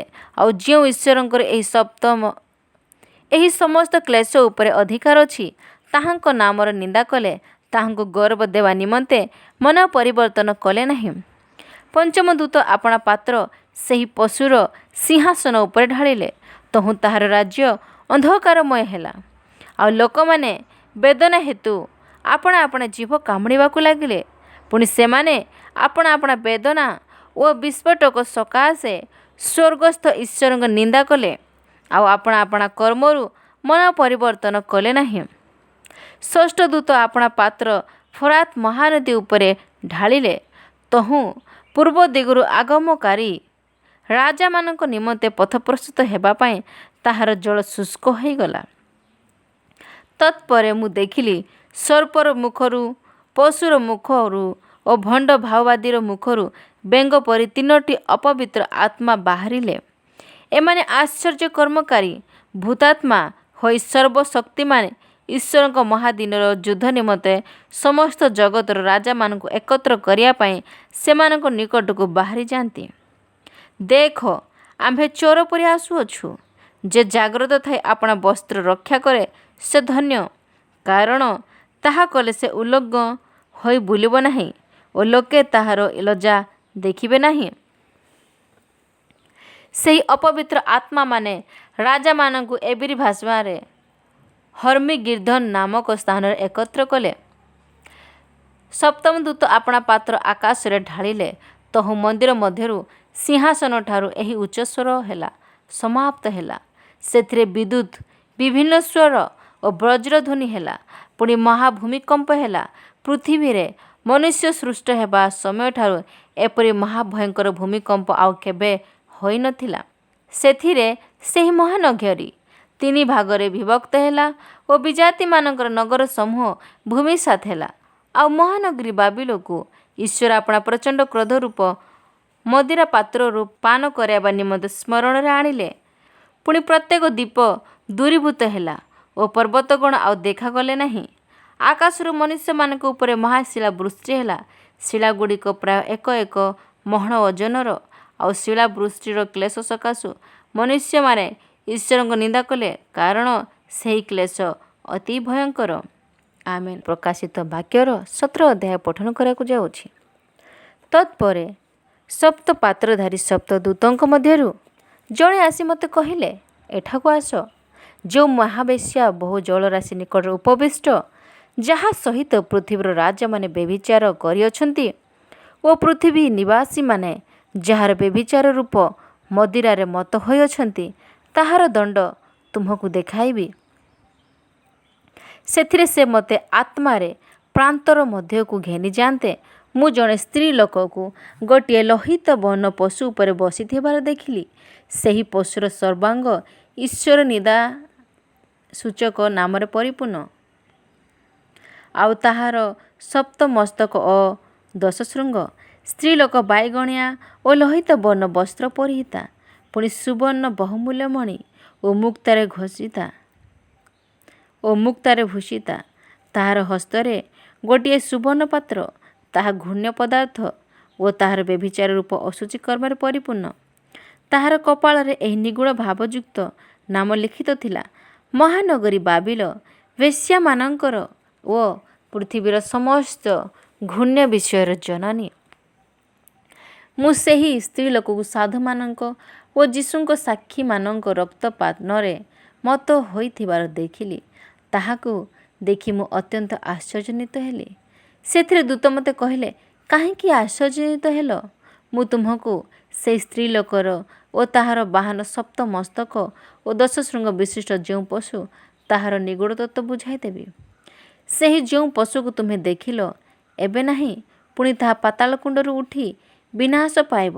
ସେଥିରେ ପୃଥିବୀ ନିବାସୀ ଯେତେ ଲୋକଙ୍କ ନାମ ଜଗତର ପତନାବଧି ଜୀବନ ପୁସ୍ତକରେ ଲିଖିତ ହୋଇନାହିଁ, ସେମାନେ ଯେତେବେଳେ ସେହି ପଶୁକୁ ଦେଖିବେ, ଯେ ତାହା ଥିଲା, ଏବେ ନାହିଁ ଓ ପରେ ଆସିବ, ସେତେବେଳେ ସେମାନେ ଆଶ୍ଚର୍ଯ୍ୟାନ୍ୱିତ ହେବେ। ଏହି ସ୍ଥଳରେ ବୃଦ୍ଧି ବିଶିଷ୍ଟ ମନ ଆବଶ୍ୟକ। ସେହି ସପ୍ତ ମସ୍ତକ ସପ୍ତ ପର୍ବତକୁ ବୁଝାଏ। ଏହି ସପ୍ତ ପର୍ବତ ଉପରେ ସ୍ତ୍ରୀ ଲୋକ ଉପବିଷ୍ଟା।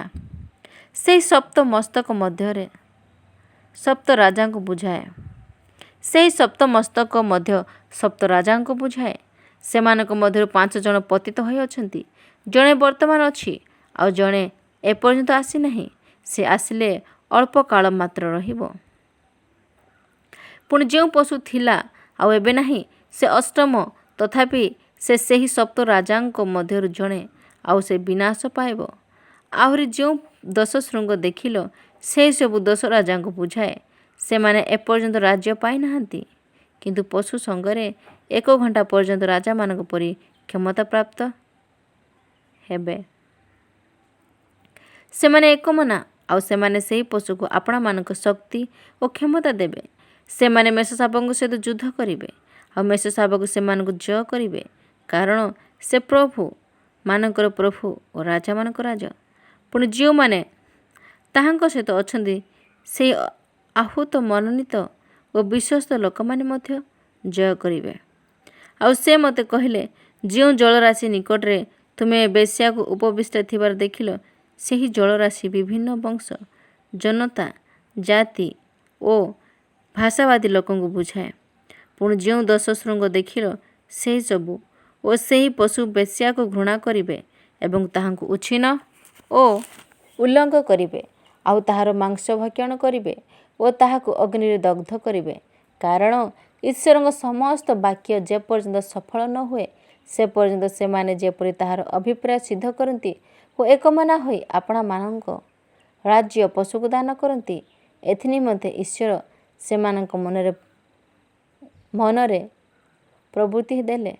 ଆଉ ଯେଉଁ ସ୍ତ୍ରୀ ଲୋକଙ୍କୁ ଦେଖିଲ ସେ ପୃଥିବୀର ରାଜାମାନଙ୍କ ଉପରେ ରାଜତ୍ୱ କରୁଥିବା ମହାନଗରୀକୁ ବୁଝାଏ। ଆମେନ୍। ପ୍ରକାଶିତ ବାକ୍ୟର 18 ଅଧ୍ୟାୟ ପଠନ କରିବାକୁ ଯାଉଛି। ଏଥି ଉତ୍ତାରେ ମୁଁ ଆଉ ଜଣେ ଦୂତଙ୍କୁ ସ୍ୱର୍ଗରୁ ଓହ୍ଲାଇ ଆସିବାର ଦେଖିଲି।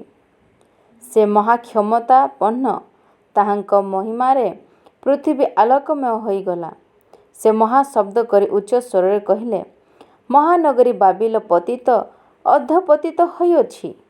ତାହା ଭୂତମାନଙ୍କ ବାସସ୍ଥାନ, ପୁଣି ଅଶୁଚି ଆତ୍ମାମାନଙ୍କ ଏବଂ ଅଶୁଚି ଓ ଘୃଣ୍ୟ ପକ୍ଷୀମାନଙ୍କର ଆଶ୍ରୟସ୍ଥାନ ହୋଇଅଛି। କାରଣ ଜାତି ସମୂହ ତାହାର ବ୍ୟଭିଚାରର କାମରୂପ ମଦିରା ପାନ କରିଅଛନ୍ତି। ପୃଥିବୀର ରାଜାମାନେ ତାହା ସହିତ ବ୍ୟଭିଚାର କରିଅଛନ୍ତି ଓ ପୃଥିବୀର ବଣିକମାନେ ତାହାର ବିଳାସିତାରେ ଧନୀ ହୋଇଅଛନ୍ତି। ପରେ ମୁଁ ସ୍ୱର୍ଗରୁ ଆଉ ଗୋଟିଏ ସ୍ୱର ଏହା କହିବାର ଶୁଣିଲି, ହେ ଆମ୍ଭର ଲୋକମାନେ, ତୁମ୍ଭେମାନେ ଯେପରି ତାହାର ପାପର ସହଭାଗୀ ନ ହୁଅ ଓ ତାହାର କ୍ଲେଶର ଅଂଶୀ ନ ହୁଅ, ଏଥି ନିମନ୍ତେ ତାହାଠାରୁ ବାହାରି ଆସ। କାରଣ ତାହାର ପାପ ରାଶି ସ୍ୱର୍ଗ ପର୍ଯ୍ୟନ୍ତ ସୁଦ୍ଧା ଉଠିଅଛି, ଆଉ ଈଶ୍ୱର ତାହାର ଅଧର୍ମ ସବୁ ସ୍ମରଣ କରିଅଛନ୍ତି। ସେ ଯେପରି କରିଅଛି ସେହିପରି ତାହାକୁ ପ୍ରତିଫଳ ଦିଅ, ତାହାର କର୍ମାନୁସାରେ ତାହାକୁ ଦ୍ୱିଗୁଣ ପ୍ରତିଫଳ ଦିଅ। ଆଉ ସେ ଯେଉଁ ପାତ୍ରରେ ମଦ୍ୟ ମିଶ୍ରିତ କରିଅଛି, ସେଥିରେ ତାହା ପାଇଁ ଦ୍ୱିଗୁଣ ମଦ୍ୟ ମିଶ୍ରିତ କର। ସେ ଯେତେ ନିଜର ଗର୍ବ କରିଅଛି ଓ ବିଳାସିତାରେ କାଳ କାଟିଅଛି, ତାହାକୁ ସେତେ ଯନ୍ତ୍ରଣା ଓ ଶୋକ ଦିଅ। କାରଣ ସେ ମନେ ମନେ କହୁଅଛି, ମୁଁ ରାଣୀ ହୋଇ ବସିଅଛି, ମୁଁ ବିଧବା ନୁହେଁ, ମୋତେ କଦାପି ଶୋକ କରିବାକୁ ହେବ ନାହିଁ। ଏଥି ନିମନ୍ତେ ଏକ ଦିନରେ ହିଁ ତାହା ପ୍ରତି ଏହି ସମସ୍ତ କ୍ଲେଶ ଅର୍ଥାତ୍ ମୃତ୍ୟୁ, ଶୋକ ଓ ଦୁର୍ଭିକ୍ଷ ଘଟିବ, ଆଉ ସେ ସମ୍ପୂର୍ଣ୍ଣ ରୂପେ ଅଗ୍ନିରେ ଦଗ୍ଧ ହେବ। ଯେଣୁ ତାହାର ବିଚାରକର୍ତ୍ତା ପ୍ରଭୁ ଈଶ୍ୱର ଶକ୍ତିମାନ। ପୃଥିବୀର ଯେ ସମସ୍ତ ରାଜା ତାହା ସଙ୍ଗରେ ବ୍ୟଭିଚାର କରି ବିଳାସିତାରେ କାଳ କାଟିଅଛନ୍ତି, ସେମାନେ ତାହାର ଦାହର ଧୂମ ଦେଖି ତାହା ନିମନ୍ତେ କ୍ରନ୍ଦନ ଓ ବିଳାପ କରିବେ। ସେମାନେ ତାହାର ଯନ୍ତ୍ରଣାର ଭୟ ହେତୁ ଦୂରରେ ଠିଆ ହୋଇ କହିବେ, ହାୟ ହାୟ ମହାନଗରୀ, ପରାକ୍ରମୀ ନଗରୀ ବାବିଲ, ତୁ ସନ୍ତାପର ପାତ୍ର। କାରଣ ଏକ ଘଡ଼ି ମଧ୍ୟରେ ତୋହର ଦଣ୍ଡ ଉପସ୍ଥିତ ହେଲା। ଆଉ ପୃଥିବୀର ବଣିକମାନେ ତାହା ନିମନ୍ତେ କ୍ରନ୍ଦନ ଓ ଶୋକ କରିବେ। କାରଣ କେହି ସେମାନଙ୍କ ବାଣିଜ୍ୟ ଦ୍ରବ୍ୟ ଆଉ କ୍ରୟ କରିବ ନାହିଁ, ଯଥା ସୁବର୍ଣ୍ଣ, ରୌପ୍ୟ, ମଣି, ମୁକ୍ତା, ସୂକ୍ଷ୍ମବସ୍ତ୍ର, କୃଷ୍ଣଲୋହିତ ବସ୍ତ୍ର, ପଟ୍ଟବସ୍ତ୍ର, ସିନ୍ଦୂରବର୍ଣ୍ଣ ବସ୍ତ୍ର, ସମସ୍ତ ପ୍ରକାର ଚନ୍ଦନ, କାଠ, ହସ୍ତିତନ୍ତର ସର୍ବପ୍ରକାର ବସ୍ତୁ, ଅତି ବହୁମୂଲ୍ୟ କାଠ, ପିତ୍ତଳ, ଲୌହ ଓ ମର୍ବର ପ୍ରସ୍ତର ନିର୍ମିତ ସମସ୍ତ ପ୍ରକାର ବସ୍ତୁ, ଦାରୁଚିନି, ସୁଗନ୍ଧି ଦ୍ରବ୍ୟ, ଧୂମ, ସୁଗନ୍ଧି, ଲୌପ୍ୟଦ୍ରବ୍ୟ, କୁନ୍ଦୁରୁ, ମଦ୍ୟ, ତୈଳ, ମଇଦା, ଗହମ, ଗୋରୁ, ମେଷ, ଅଶ୍ୱ, ରଥ, କ୍ରୀତଦାସ ଓ ମନୁଷ୍ୟମାନଙ୍କ ପ୍ରାଣ।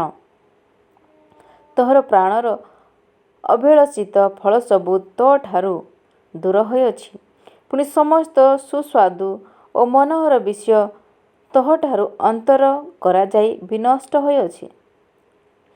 ଆଉ କେବେହେଁ ସେ ସମସ୍ତର ଉଦ୍ଦେଶ୍ୟ ମିଳିବ ନାହିଁ। ଏହି ସମସ୍ତ ଦ୍ରବ୍ୟର ଯେଉଁ ବଣିକମାନେ ତାହା ଦ୍ୱାରା ଧନୀ ହୋଇଥିଲେ, ସେମାନେ ତାହାର ଯନ୍ତ୍ରଣାର ଭୟ ହେତୁ ଦୂରରେ ଠିଆ ହୋଇ କ୍ରନ୍ଦନ ଓ ଶୋକ କରି କହିବେ, ହାୟ ହାୟ ମହାନଗରୀ ସନ୍ତାପର ପାତ୍ରୀ, ତାହା ସୂକ୍ଷ୍ମବସ୍ତ୍ର, କୃଷ୍ଣଲୋହିତ ଓ ସିନ୍ଦୂରବର୍ଣ୍ଣ ବସ୍ତ୍ର ପରିହିତା ଥିଲା, ପୁଣି ସୁବର୍ଣ୍ଣମଣି ଓ ମୁକ୍ତାରେ ଭୂଷିତ ଥିଲା। କାରଣ ଏକ ଘଡ଼ି ମଧ୍ୟରେ ସେହି ମହାସମ୍ପତ୍ତି ଧ୍ୱଂସ ହୋଇଗଲା। ଆଉ ପ୍ରତ୍ୟେକ ପଦାଧ୍ୟକ୍ଷ ଓ ଜଳପଥରେ ଗତାୟତକାରୀ ପ୍ରତ୍ୟେକ ଲୋକ, ପୁଣି ନାବିକ ଓ ସମୁଦ୍ର ବ୍ୟବସାୟୀ ସମସ୍ତେ ଦୂରରେ ଠିଆ ହୋଇ ତାହାର ଦାହର ଧୂମ ଦେଖି ଚିତ୍କାର କରି କହିଲେ, ଏହି ମହାନଗରୀ ତୁଲ୍ୟ ଆଉ କେଉଁ ନଗରୀ? ସେମାନେ ଆପଣା ଆପଣା ମସ୍ତକରେ ଧୂଳି ପକାଇ କ୍ରନ୍ଦନ ଓ ଶୋକ କରି ଚିତ୍କାର ସହ କହିଲେ, ହାୟ ହାୟ ମହାନଗରୀ ସନ୍ତାପର ପାତ୍ରୀ, ତାହାର ସମୃଦ୍ଧି ଦ୍ୱାରା ସମସ୍ତ ସମୁଦ୍ରଗାମୀ ଜାହାଜର କର୍ତ୍ତାମାନେ ଧନବାନ ହୋଇଥିଲେ। ଏବେ ଏକ ଘଡ଼ି ମଧ୍ୟରେ ତାହା ଧ୍ୱଂସ ହୋଇଗଲା। ହେ ସ୍ୱର୍ଗ, ହେ ସାଧୁବୃନ୍ଦ, ହେ ପ୍ରେରିତବର୍ଗ, हे ଭାବବାଦୀ ସମସ୍ତେ, ତୁମେମାନେ ତାହାର ପତନରେ ଆନନ୍ଦ କର, କାରଣ ଈଶ୍ୱର ତୁମ୍ଭମାନଙ୍କ ସକାଶେ ତାହାଠାରୁ ପ୍ରତିଶୋଧ ନେଇଅଛନ୍ତି। ତତ୍ପରେ ଜଣେ ବଳବାନ ଦୂତ ଗୋଟିଏ ବୃହତ୍ ଚକି ପଥର ପରି ଗୋଟିଏ ପଥର ସମୁଦ୍ରରେ ନିକ୍ଷେପ କରି କହିଲେ, ଏହିପରି ମହାବଳରେ ମହାନଗରୀ ବାବିଲ ନିକ୍ଷିପ୍ତ ହେବ, ଆଉ କେବେହେଁ ତାହାର ଉଦ୍ଦେଶ୍ୟ ମିଳିବ ନାହିଁ। ବୀଣାବାଦକ, ଗାୟକ, ବଂଶୀବାଦକ ଓ ତୁରୀବାଦକମାନଙ୍କର ଶବ୍ଦ ତୋ ମଧ୍ୟରେ ଆଉ କେବେହେଁ ଶୁଣାଯିବ ନାହିଁ। କୌଣସି ପ୍ରକାରର ଶିଳ୍ପକର ତୋ ମଧ୍ୟରେ ଆଉ କେବେହେଁ ଦେଖାଯିବ ନାହିଁ।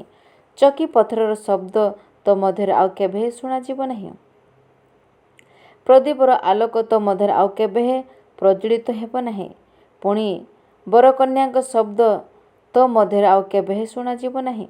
କାରଣ ତୋହର ବଣିକମାନେ ପୃଥିବୀରେ ମହାନ ଥିଲେ, ଆଉ ତୋହର ମାୟାରେ ଜାତିସମୂହ ଭ୍ରାନ୍ତ ହୋଇଥିଲେ। ପୁଣି ଭାବବାଦୀମାନଙ୍କର, ସାଧୁମାନଙ୍କର ଓ ପୃଥିବୀରେ ହତ ହୋଇଥିବା ସମସ୍ତଙ୍କର ରକ୍ତ ତାହା ମଧ୍ୟରେ ଦେଖାଯାଇଥିଲା। ଆମେନ୍। ପ୍ରକାଶିତ ବାକ୍ୟର 19 ଅଧ୍ୟାୟ ପଠନ କରିବାକୁ ଯାଉଅଛି।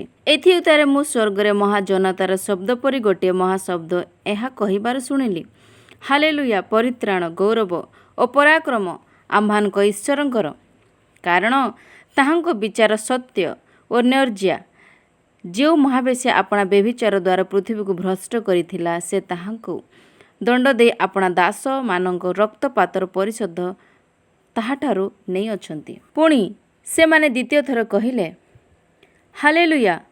ତାହାର ଦାହର ଧୂମ ଯୁଗ ଯୁଗ ଉଠୁଥିବ।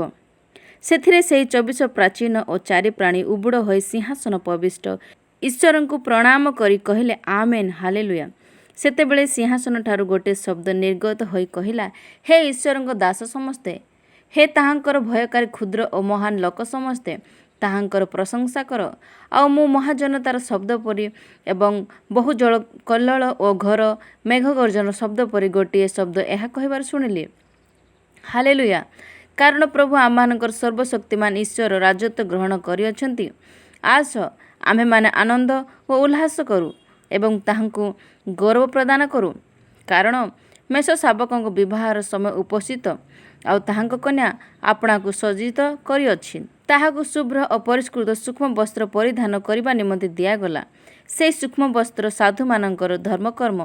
ସେତେବେଳେ ସେ ମୋତେ କହିଲେ, ଲେଖ, ଯେଉଁମାନେ ମେଷଶାବକଙ୍କ ବିବାହ ଭୋଜକୁ ନିମନ୍ତ୍ରିତ, ସେମାନେ ଧନ୍ୟ। ଆଉ ସେ ମୋତେ କହିଲେ, ଏହିସବୁ ଈଶ୍ୱରଙ୍କ ସତ୍ୟ ବାକ୍ୟ। ତହିଁରେ ମୁଁ ତାହାଙ୍କୁ ପ୍ରଣାମ କରିବା ନିମନ୍ତେ ତାହାଙ୍କ ପାଦତଳେ ଉବୁଡ଼ ହେଲି। ସେଥିରେ ସେ ମୋତେ କହିଲେ, ସାବଧାନ, ଏହା କର ନାହିଁ। ମୁଁ ତୁମ୍ଭର ଓ ଯୀଶୁଙ୍କ ସାକ୍ଷୀ ଯେ ତୁମ୍ଭର ଭାତୃଗଣ ସେମାନଙ୍କର ସହଦାସ। ଈଶ୍ୱରଙ୍କୁ ପ୍ରଣାମ କର। ଯୀଶୁଙ୍କ ବିଷୟକ ସାକ୍ଷ୍ୟ ତ ଭାବବାଣୀର ସାର। ତତ୍ପରେ ମୁଁ ସ୍ୱର୍ଗରୁ ଉନ୍ମୁକ୍ତ ଦେଖିଲି, ଆଉ ଦେଖ, ଗୋଟିଏ ଶ୍ଵେତବର୍ଣ୍ଣ ଅଶ୍ୱ। ତାହାର ଆରୋହୀଙ୍କ ନାମ ବିଶ୍ୱସ୍ତ ଓ ସତ୍ୟ। ସେ ନ୍ୟାୟରୂପ ବିଚାର ଓ ଯୁଦ୍ଧ କରନ୍ତି। ତାହାଙ୍କ ଚକ୍ଷୁ ଅଗ୍ନିଶିଖା ସଦୃଶ। ତାହାଙ୍କ ମସ୍ତକରେ ଅନେକ ମୁକୁଟ, ଆଉ ତାହାଙ୍କର ଗୋଟିଏ ନାମ ଲିଖିତ ଅଛି, ସେହି ନାମ ତାହାଙ୍କ ବିନା ଅନ୍ୟ କେହି ଜାଣେ ନାହିଁ। ସେ ରକ୍ତ ନିମଜ୍ଜିତ ବସ୍ତ୍ର ପରିହିତ। ପୁଣି ତାହାଙ୍କର ନାମ ଈଶ୍ୱରଙ୍କ ବାକ୍ୟ। ସ୍ୱର୍ଗସ୍ଥ ସୈନ୍ୟବାହିନୀ ଶୁଭ୍ର ଓ ପରିଷ୍କୃତ ସୂକ୍ଷ୍ମ ବସ୍ତ୍ର ପରିହିତ ହୋଇ ଶ୍ଵେତବର୍ଣ୍ଣ ଅଶ୍ୱମାନଙ୍କ ଉପରେ ଆରୋହଣ କରି ତାହାଙ୍କ ପଶ୍ଚାତ୍ ଗମନ କଲେ। ତାହାଙ୍କ ମୁଖରୁ ତୀକ୍ଷ୍ଣ ଖଡ୍ଗ ନିର୍ଗତ ହୁଏ। ତୋ ଦ୍ୱାରା ସେ ଜାତି ସମୂହକୁ ଆଘାତ କରିବେ। ସେ ସେମାନଙ୍କୁ ଲୌହ ଦଣ୍ଡରେ ଶାସନ କରିବେ। ଆଉ ସେ ନିଜେ ସର୍ବଶକ୍ତିମାନ ଈଶ୍ୱରଙ୍କ ପ୍ରଚଣ୍ଡ କ୍ରୋଧରୂପ ଦ୍ରାକ୍ଷାକୁଣ୍ଡ ଦୋଳନ କରିବେ। ତାହାଙ୍କ ବସ୍ତ୍ରରେ ତାହାଙ୍କ ଜଙ୍ଘ ଦେଶରେ ଏହି ନାମ ଲିଖିତ ଅଛି, ରାଜାମାନଙ୍କର ରାଜା ଓ ପ୍ରଭୁମାନଙ୍କର ପ୍ରଭୁ। ତତ୍ପରେ ମୁଁ ଜଣେ ଦୂତଙ୍କୁ ସୂର୍ଯ୍ୟ ମଧ୍ୟରେ ଦଣ୍ଡାୟମାନ ହୋଇଥିବାର ଦେଖିଲି। ସେ ଆକାଶରେ ଉଡ଼ିବା ସମସ୍ତ ପକ୍ଷୀଙ୍କି ଉଚ୍ଚ ସ୍ୱରରେ ଡାକି କହିଲେ, ଆସ, ଈଶ୍ୱରଙ୍କ ମହାଭୋଜରେ ଏକତ୍ର ହୁଅ। ଯେପରି ତୁମ୍ଭେମାନେ ରାଜାମାନଙ୍କର, ସେନାପତିମାନଙ୍କର, ପରାକ୍ରମୀମାନଙ୍କର, ଅଶ୍ୱ ଓ ଅଶ୍ୱାରୋହୀମାନଙ୍କର, ସ୍ୱାଧୀନ ଓ ପରାଧୀନ, କ୍ଷୁଦ୍ର ଓ ମହାନ ସମସ୍ତ ଲୋକଙ୍କର ମାଂସ ଭକ୍ଷଣ କରିବ। ପରେ ମୁଁ ପଶୁଙ୍କୁ ଏବଂ ପୃଥିବୀର ରାଜାମାନଙ୍କୁ ଓ ସେମାନଙ୍କର ସୈନ୍ୟବାହିନୀକି ସେହି ଅଶ୍ୱାରୋହୀ ଓ ତାହାଙ୍କ ସୈନ୍ୟବାହିନୀଙ୍କ ସହିତ ଯୁଦ୍ଧ କରିବା ନିମନ୍ତେ ଏକତ୍ର ହୋଇଥିବାର ଦେଖିଲି। ସେଥିରେ ସେହି ପଶୁ ଧରା ପଡ଼ିଲା। ଆଉ ଯେଉଁ ଭଣ୍ଡ ଭାବବାଦୀ ତାହାର ସାକ୍ଷାତରେ ଆଶ୍ଚର୍ଯ୍ୟ କର୍ମ ସବୁ କରି ତୋ ଦ୍ୱାରା ପଶୁର ମୁଦ୍ରାଙ୍କ ପାତ୍ର ଲୋକମାନଙ୍କୁ ଓ ତାହାର ପ୍ରତିମା ପୂଜକମାନଙ୍କୁ ଭ୍ରାନ୍ତ କରିଥିଲା, ସେ ମଧ୍ୟ ତାହାର ସଙ୍ଗରେ ଧରା ପଡ଼ିଲା। ସେମାନେ ଉଭୟ ଜୀବିତ ଅବସ୍ଥାରେ ଗନ୍ଧକ ପ୍ରଜ୍ୱଳିତ ହ୍ରଦରେ ନିକ୍ଷିପ୍ତ ହେଲେ। ଅବଶିଷ୍ଟ ଲୋକେ ସେହି ଆରୋହୀଙ୍କର ମୁଖ ନିର୍ଗତ ଖଡ଼୍ଗ ଦ୍ୱାରା ହତ ହେଲେ। ସେଥିରେ ସମସ୍ତ ପକ୍ଷୀ ସେମାନଙ୍କର ମାଂସ ଭୋଜନ କରି ପରିତୃପ୍ତ ହେଲେ। ଆମେନ୍। ପ୍ରକାଶିତ ବାକ୍ୟର 20 ଅଧ୍ୟାୟ ପଠନ କରିବାକୁ ଯାଉଛି। ପରେ ମୁଁ ଜଣେ ଦୂତଙ୍କୁ ସ୍ୱର୍ଗରୁ ଓହ୍ଲାଇ ଆସିବାର ଦେଖିଲି। ତାହାଙ୍କ ହସ୍ତରେ ପାତାଳ କୁଣ୍ଡର ଚାବି ଓ ଗୋଟିଏ ବୃହତ୍ ଶୃଙ୍ଖଳ ଥିଲା। ସେ ସେହି ସର୍ପ, ସେହି ପୁରାତନ ନାଗ ଅର୍ଥାତ୍ ଦିଆବଳ ଓ ଶୟତାନକୁ ଧରି 1,000 ବର୍ଷ ପର୍ଯ୍ୟନ୍ତ ବାନ୍ଧି ପକାଇଲେ। ପୁଣି ତାହାକୁ ପାତାଳ କୁଣ୍ଡରେ ନିକ୍ଷିପ୍ତ କରି ସେଥିର ମୁଖ ବନ୍ଦ କଲେ ଓ ତାହା ଉପରେ ମୁଦ୍ରାଙ୍କ ଦେଲେ, ଯେପରି ସେହି 1,000 ବର୍ଷ ଶେଷ ନ ହେବା ପର୍ଯ୍ୟନ୍ତ ସେ ଜାତି ସମୂହକୁ ଆଉ ଭ୍ରାନ୍ତ କରିପାରିବ ନାହିଁ। ଏହାପରେ ଅଳ୍ପ କାଳ ନିମନ୍ତେ ତାହାକୁ ମୁକ୍ତ ହେବାକୁ ହେବ। ପରେ ମୁଁ ସିଂହାସନ ସମୂହ ଦେଖିଲି। ସେହି ସବୁ ଉପରେ କେତେକ ବ୍ୟକ୍ତି ଉପବେଶନ କଲେ। ସେମାନଙ୍କୁ ବିଚାର କରିବାର କ୍ଷମତା ଦିଆଗଲା। ଆଉ ଯୀଶୁଙ୍କ ସାକ୍ଷ୍ୟ ଓ ଈଶ୍ୱରଙ୍କ ବାକ୍ୟ ନିମନ୍ତେ ଯେଉଁମାନଙ୍କର ମସ୍ତକ ଛେଦନ ହୋଇଥିଲା, ପୁଣି ଯେଉଁମାନେ ସେହି ପଶୁକୁ ବା ତାହାର ପ୍ରତିମାକୁ ପ୍ରଣାମ କରିନଥିଲେ ଓ ତାହାର ଚିହ୍ନ ଆପଣା ଆପଣା କପାଳରେ ଓ ହସ୍ତରେ ଧାରଣ କରିନଥିଲେ, ସେମାନଙ୍କର ଆତ୍ମାମାନଙ୍କୁ ଦେଖିଲି। ସେମାନେ ଜୀବିତ ହୋଇ ଖ୍ରୀଷ୍ଟଙ୍କ ସହିତ 1,000 ବର୍ଷ ପର୍ଯ୍ୟନ୍ତ ରାଜତ୍ୱ କଲେ। ଅବଶିଷ୍ଟ ମୃତ ଲୋକମାନେ ସେହି 1,000 ବର୍ଷ ଶେଷ ନ ହେବା ପର୍ଯ୍ୟନ୍ତ ଜୀବିତ ହେଲେ ନାହିଁ। ଏହା ହିଁ ପ୍ରଥମ ପୁନରୁତ୍ଥାନ। ଯେଉଁମାନେ ପ୍ରଥମ ପୁନରୁତ୍ଥାନର ଅଂଶୀ ହୁଅନ୍ତି, ସେମାନେ ଧନ୍ୟ ଓ ପବିତ୍ର। ସେମାନଙ୍କ ଉପରେ ଦ୍ୱିତୀୟ ମୃତ୍ୟୁର କୌଣସି ଅଧିକାର ନାହିଁ, ବରଞ୍ଚ ସେମାନେ ଈଶ୍ୱରଙ୍କ ଓ ଖ୍ରୀଷ୍ଟଙ୍କ ଯାଜକ ହୋଇ 1,000 ବର୍ଷ ପର୍ଯ୍ୟନ୍ତ ତାହାଙ୍କ ସହିତ ରାଜତ୍ୱ କରିବେ। ସେହି 1,000 ବର୍ଷ ଶେଷ ହୁଅନ୍ତେ ଶୟତାନ କାରାଗାରରୁ ମୁକ୍ତ ହେବ। ସେଥିରେ ସେ ପୃଥିବୀର ଚାରି କୋଣରେ ଥିବା ଜାତି ସମୂହକୁ ଅର୍ଥାତ୍ ସମୁଦ୍ରର ବାଲୁକା ସଦୃଶ ଅସଂଖ୍ୟରେ ଯେ ଗୋଗ୍ ଓ ମାଗୋଗ୍ ସେମାନଙ୍କୁ ଭ୍ରାନ୍ତ କରି ଯୁଦ୍ଧ ନିମନ୍ତେ ଏକତ୍ର କରିବାକୁ ବାହାରିଯିବ। ସେମାନେ ପୃଥିବୀର ପ୍ରସ୍ତରେ ବିସ୍ତାରିତ ହୋଇ ସାଧୁମାନଙ୍କ ଶିବିର ଓ ପ୍ରିୟତମା ନଗରୀକୁ ବେଷ୍ଟନ କଲେ। ସେତେବେଳେ ସ୍ୱର୍ଗରୁ ଅଗ୍ନି ପଡ଼ି ସେମାନଙ୍କୁ ଗ୍ରାସ କଲା। ଯେଉଁ ଦିଆବଳ ସେମାନଙ୍କୁ ଭ୍ରାନ୍ତ କରିଥିଲା, ତାହାକୁ ଅଗ୍ନି ଓ ଗନ୍ଧକମୟ ହ୍ରଦରେ ନିକ୍ଷିପ କରାଗଲା। ସେଠାରେ ସେହି ପଶୁ ଓ ଭଣ୍ଡ ଭାବବାଦୀ ମଧ୍ୟ ଅଛନ୍ତି। ପୁଣି ସେମାନେ ଦିବାରାତ୍ର ଯୁଗେ ଯୁଗ ଯନ୍ତ୍ରଣା ଭୋଗ କରିବେ। ତତ୍ପରେ ମୁଁ ଗୋଟିଏ ବୃହତ୍ ଶ୍ଵେତବର୍ଣ୍ଣ ସିଂହାସନ ଓ ତଦୁପବିଷ୍ଟ ବ୍ୟକ୍ତିଙ୍କୁ ଦର୍ଶନ କଲି। ତାହାଙ୍କ ସମ୍ମୁଖରେ ପୃଥିବୀ ଓ ଆକାଶମଣ୍ଡଳ ପଳାୟନ କଲା। ସେମାନଙ୍କ ନିମନ୍ତେ ଆଉ ସ୍ଥାନ ମିଳିଲା ନାହିଁ। ପୁଣି ମୁଁ କ୍ଷୁଦ୍ର ଓ ମହାନ ସମସ୍ତ ମୃତ ଲୋକଙ୍କୁ ସିଂହାସନର ସମ୍ମୁଖରେ ଠିଆ ହୋଇଥିବାର ଦେଖିଲି। ଆଉ ପୁସ୍ତକ ସବୁ ଫିଟାଗଲା। ପରେ ଜୀବନ ପୁସ୍ତକ ନାମକ ଆଉ ଗୋଟିଏ ପୁସ୍ତକ ଫିଟାଗଲା। ସେହି ପୁସ୍ତକମାନଙ୍କରେ ଲିଖିତ ବିଷୟ ପ୍ରମାଣେ ମୃତମାନେ ଆପଣା ଆପଣା କର୍ମାନୁସାରେ ବିଚାରିତ ହେଲେ। ସମୁଦ୍ର ଆପଣାର ମଧ୍ୟବର୍ତ୍ତୀ ମୃତମାନଙ୍କୁ ସମର୍ପଣ କଲା, ଆଉ ମୃତ୍ୟୁ ଓ ପାତାଳ ସେମାନଙ୍କ ମଧ୍ୟବର୍ତ୍ତୀ ମୃତମାନଙ୍କୁ ସମର୍ପଣ କଲେ। ପୁଣି ସେମାନେ ପ୍ରତ୍ୟେକ ଆପଣା ଆପଣା କର୍ମାନୁସାରେ ବିଚାରିତ ହେଲେ। ତତ୍ପରେ ମୃତ୍ୟୁ ଓ ପାତାଳକୁ ଅଗ୍ନିମୟ ହ୍ରଦରେ ପକାଗଲା। ଏହି ମୃତ୍ୟୁ ଅର୍ଥାତ୍ ଅଗ୍ନିମୟ ହ୍ରଦ ଦ୍ୱିତୀୟ ମୃତ୍ୟୁ। ଯାହାର ନାମ ଜୀବନ ପୁସ୍ତକରେ ଲେଖା ହୋଇଥିବାର ଦେଖାନଗଲା, ତାହାକୁ ଅଗ୍ନିମୟ ହ୍ରଦରେ ପକାଗଲା। ଆମେନ୍। ପ୍ରକାଶିତ ବାକ୍ୟର 21 ଅଧ୍ୟାୟ ପଠନ କରିବାକୁ ଯାଉଛି। ପରେ ମୁଁ ଏକ ନୂତନ ଆକାଶମଣ୍ଡଳ ଓ ନୂତନ ପୃଥିବୀ ଦେଖିଲି, କାରଣ ପ୍ରଥମ ଆକାଶମଣ୍ଡଳ ଓ ପ୍ରଥମ ପୃଥିବୀ ଲୋପ ପାଇଥିଲା। ପୁଣି ସମୁଦ୍ର ଆଉ ନଥିଲା। ପୁଣି ମୁଁ ପବିତ୍ର ନଗରୀ ଅର୍ଥାତ୍ ନୂତନ ଜେରୁସାଲେମର ନିମନ୍ତେ ସଜିତା କନ୍ୟାର ସଦୃଶ ପ୍ରସ୍ତୁତା ହୋଇ ସ୍ୱର୍ଗରୁ ଈଶ୍ୱରଙ୍କ ନିକଟରୁ ଅବତରଣ କରିବାର ଦେଖିଲି। ଆଉ ମୁଁ ସିଂହାସନ ମଧ୍ୟରୁ ଗୋଟିଏ ମହାଶବ୍ଦ ଏହା କହିବାର ଶୁଣିଲି, ଦେଖ, ମନୁଷ୍ୟମାନଙ୍କ ମଧ୍ୟରେ ଈଶ୍ୱରଙ୍କ ବାସସ୍ଥାନ ଅଛି। ସେ ସେମାନଙ୍କ ସହିତ ବାସ କରିବେ, ଆଉ ସେମାନେ ତାହାଙ୍କ ଲୋକ ହେବେ। ପୁଣି ଈଶ୍ୱର ସ୍ୱୟଂ ସେମାନଙ୍କ ସଙ୍ଗରେ ରହିବେ ଓ ସେମାନଙ୍କ ଚକ୍ଷୁରୁ ସମସ୍ତ ଅଶ୍ରୁଜଳ ପୋଛିଦେବେ। ମୃତ୍ୟୁ ଆଉ ଘଟିବ ନାହିଁ, ଶୋକ କି କ୍ରନ୍ଦନ କି ବ୍ୟଥା ଆଉ ହେବ ନାହିଁ, କାରଣ ପୂର୍ବ ବିଷୟ ସବୁ ଲୋପ ପାଇଅଛି। ପରେ ସିଂହାସନ ଉପବିଷ୍ଟ ବ୍ୟକ୍ତି କହିଲେ, ଦେଖ, ଆମ୍ଭେ ସମସ୍ତ ବିଷୟ ନୂତନ କରୁଅଛୁ। ଆଉ ସେ କହିଲେ, ଲେଖ, କାରଣ ଏହି ସମସ୍ତ ବାକ୍ୟ ବିଶ୍ୱସନୀୟ ଓ ସତ୍ୟ। ସେ ମୋତେ ଆହୁରି କହିଲେ, ସମସ୍ତ ସମାପ୍ତ ହୋଇଅଛି। ଆମ୍ଭେ କ ଓ କ୍ଷ, ଆଦି ଓ ଅନ୍ତ, ଯେ ତୃଷାର୍ତ୍ତ ତାହାକୁ ଆମ୍ଭେ ଜୀବନ ରୂପ ନିର୍ଜନରୁ ବିନା ମୂଲ୍ୟରେ ପାନ କରିବାକୁ ଦେବୁ। ଯେ ଜୟ କରେ ସେ ଏହି ସମସ୍ତର ଅଧିକାରୀ ହେବ। ଆମ୍ଭେ ତାହାର ଈଶ୍ୱର ହେବୁ, ପୁଣି ସେ ଆମ୍ଭର ପୁତ୍ର ହେବେ। କିନ୍ତୁ ଯେଉଁମାନେ ଭୀରୁ, ଅବିଶ୍ୱାସୀ, ଘୃଣ୍ୟ, କଳଙ୍କିତ, ନରଘାତକ, ବ୍ୟଭିଚାରୀ, ମାୟାବୀ ଓ ପ୍ରତିମା ପୂଜକ ସେମାନେ ଓ ସମସ୍ତ ମିଥ୍ୟାବାଦୀ ଅଗ୍ନି ଓ ଗନ୍ଧକ ପ୍ରଜ୍ୱଳିତ ହ୍ରଦର ଅଂଶ ପାଇବେ। ଏହା ହିଁ ଦ୍ୱିତୀୟ ମୃତ୍ୟୁ। ତତ୍ପରେ ଯେଉଁ ସପ୍ତଦୂତ ଶେଷ ସପ୍ତ କ୍ଲେଶରେ ପରିପୂର୍ଣ୍ଣ ସପ୍ତ ପାତ୍ର ଧରିଥିଲେ, ସେମାନଙ୍କ ମଧ୍ୟରୁ ଜଣେ ଆସି ମୋତେ କହିଲେ, ଏଠାକୁ ଆସ, ମୁଁ ତୁମକୁ ସେହି କନ୍ୟା ଅର୍ଥାତ୍ ମେଷ ଶାବକଙ୍କ ଭାର୍ଯ୍ୟାଙ୍କୁ ଦେଖାଇବି। ସେଥିରେ ସେ ମୋତେ ଆତ୍ମାରେ ଗୋଟିଏ ବୃହତ୍ ଓ ଉଚ୍ଚ ପର୍ବତକୁ ଘେନିଯାଇ ପବିତ୍ର ନଗରୀ ଜେରୁସାଲେମକୁ ଦେଖାଇଲେ। ତାହା ସ୍ୱର୍ଗରୁ ଈଶ୍ୱରଙ୍କ ନିକଟରୁ ଅବତରଣ କରୁଥିଲା ଏବଂ ଈଶ୍ୱରଙ୍କ ଗୌରବ ବିଶିଷ୍ଟ ଥିଲା। ତାହାର ଜ୍ୟୋତି ଅତି ବହୁମୂଲ୍ୟ, ମଣି ସଦୃଶ, ସ୍ୱଚ୍ଛ ସୂର୍ଯ୍ୟକାନ୍ତ ପରି। ତାହାର ଗୋଟିଏ ବୃହତ୍ ଓ ଉଚ୍ଚ ପ୍ରାଚୀର ଅଛି। ସେଥିର 12 ଦ୍ୱାର। ସେହି ଦ୍ୱାରରେ 12 ଦୂତ ଓ ଦ୍ୱାରସମୂହର ଉପରେ ଇସ୍ରାଏଲ ସନ୍ତାନମାନଙ୍କର 12 ବଂଶର ନାମ ଲିଖିତ ଅଛି। ପୂର୍ବରେ 3 ଦ୍ୱାର, ଉତ୍ତରରେ 3 ଦ୍ୱାର, ଦକ୍ଷିଣରେ 3 ଦ୍ୱାର ଓ ପଶ୍ଚିମରେ 3 ଦ୍ୱାର। ସେହି ନଗରୀର ପ୍ରାଚୀରର 12 ଭିତ୍ତିମୂଳ। ସେହି ସବୁ ଉପରେ ମେଷ ଶାବକଙ୍କ 12 ପ୍ରେରିତଙ୍କ 12 ନାମ ଲିଖିତ ଅଛି। ଯିଏ ମୋ ସହିତ କଥା କହୁଥିଲେ, ତାହାଙ୍କ ହସ୍ତରେ ନଗରୀ, ତାହାର ଦ୍ୱାରସମୂହ ଓ ପ୍ରାଚୀର ମାପ କରିବା ନିମନ୍ତେ ଗୋଟିଏ ସୁବର୍ଣ୍ଣ ପରିମାପକ ନଳ ଥିଲା। ନଗରଟି ଚତୁଷ୍କୋଣ, ତାହାର ଦୈର୍ଘ୍ୟ ଓ ପ୍ରସ୍ଥ ସମାନ। ସେ ସେହି ନଳର ନଗରୀକୁ ମାପନ୍ତେ 12 ସହସ୍ର ତୀର ହେଲା। ସେଥିର ଦୈର୍ଘ୍ୟ, ପ୍ରସ୍ଥ ଓ ଉଚ୍ଚତା ସମାନ। ପରେ ସେ ସେଥିର ପ୍ରାଚୀର ମାପନ୍ତେ ତାହା ମନୁଷ୍ୟର ପରିମାଣାନୁସାରେ 144 ହାତ ହେଲା। ଦୂତ ହିଁ ଏହି ପରିମାଣ ଅନୁସାରେ ମାପୁଥିଲେ। ସେହି ପ୍ରାଚୀର ସୂର୍ଯ୍ୟକାନ୍ତମଣି ନିର୍ମିତ। ପୁଣି ନଗରଟି ନିର୍ମଳ କାଚ ପରି ଶୁଦ୍ଧ ସୁବର୍ଣ୍ଣ ନିର୍ମିତ।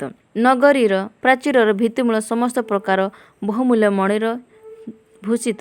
ପ୍ରଥମ ଭିତ୍ତିମୂଳ ହୀରକତ, ଦ୍ୱିତୀୟ ନୀଳକାନ୍ତ ମଣିର, ତୃତୀୟ ବୈଦୁର୍ଯ୍ୟ ମଣିର, ଚତୁର୍ଥ ମରକତ ମଣିର, ପଞ୍ଚମ ପୁଲକ ମଣିର, ଷଷ୍ଠ ମାଣିକ୍ୟ ମଣିର, ସପ୍ତମ ପୁଷ୍ପରାଗ ମଣିର, ଅଷ୍ଟମ ଫିରୋଜ ମଣିର, ନବମ ଗୋମେଦକ ମଣିର, ଦଶମ ଲସୁନିଆ ମଣିର, ଏକାଦଶ ଇନ୍ଦ୍ରନୀଳ ମଣିର ଓ 12 ସୁଗନ୍ଧ ମଣିର। 12 ଦ୍ୱାର, 12 ମୁକ୍ତା, ପ୍ରତ୍ୟେକ ଦ୍ୱାର ଗୋଟିଏ ଗୋଟିଏ ମୁକ୍ତାର ନିର୍ମିତ। ଆଉ ନଗରୀର ପଥ ସ୍ୱଚ୍ଛ କାଚ ସଦୃଶ ଶୁଦ୍ଧ ସୁବର୍ଣ୍ଣ ନିର୍ମିତ। ମୁଁ ସେହି ନଗରୀରେ ଗୋଟିଏ ମନ୍ଦିର ଦେଖିଲି ନାହିଁ, କାରଣ ପ୍ରଭୁ ସର୍ବଶକ୍ତିମାନ ଈଶ୍ୱର ଓ ମେଷ ଶାବକ ସେଥିର ମନ୍ଦିର ସ୍ୱରୂପ ଅଟନ୍ତି।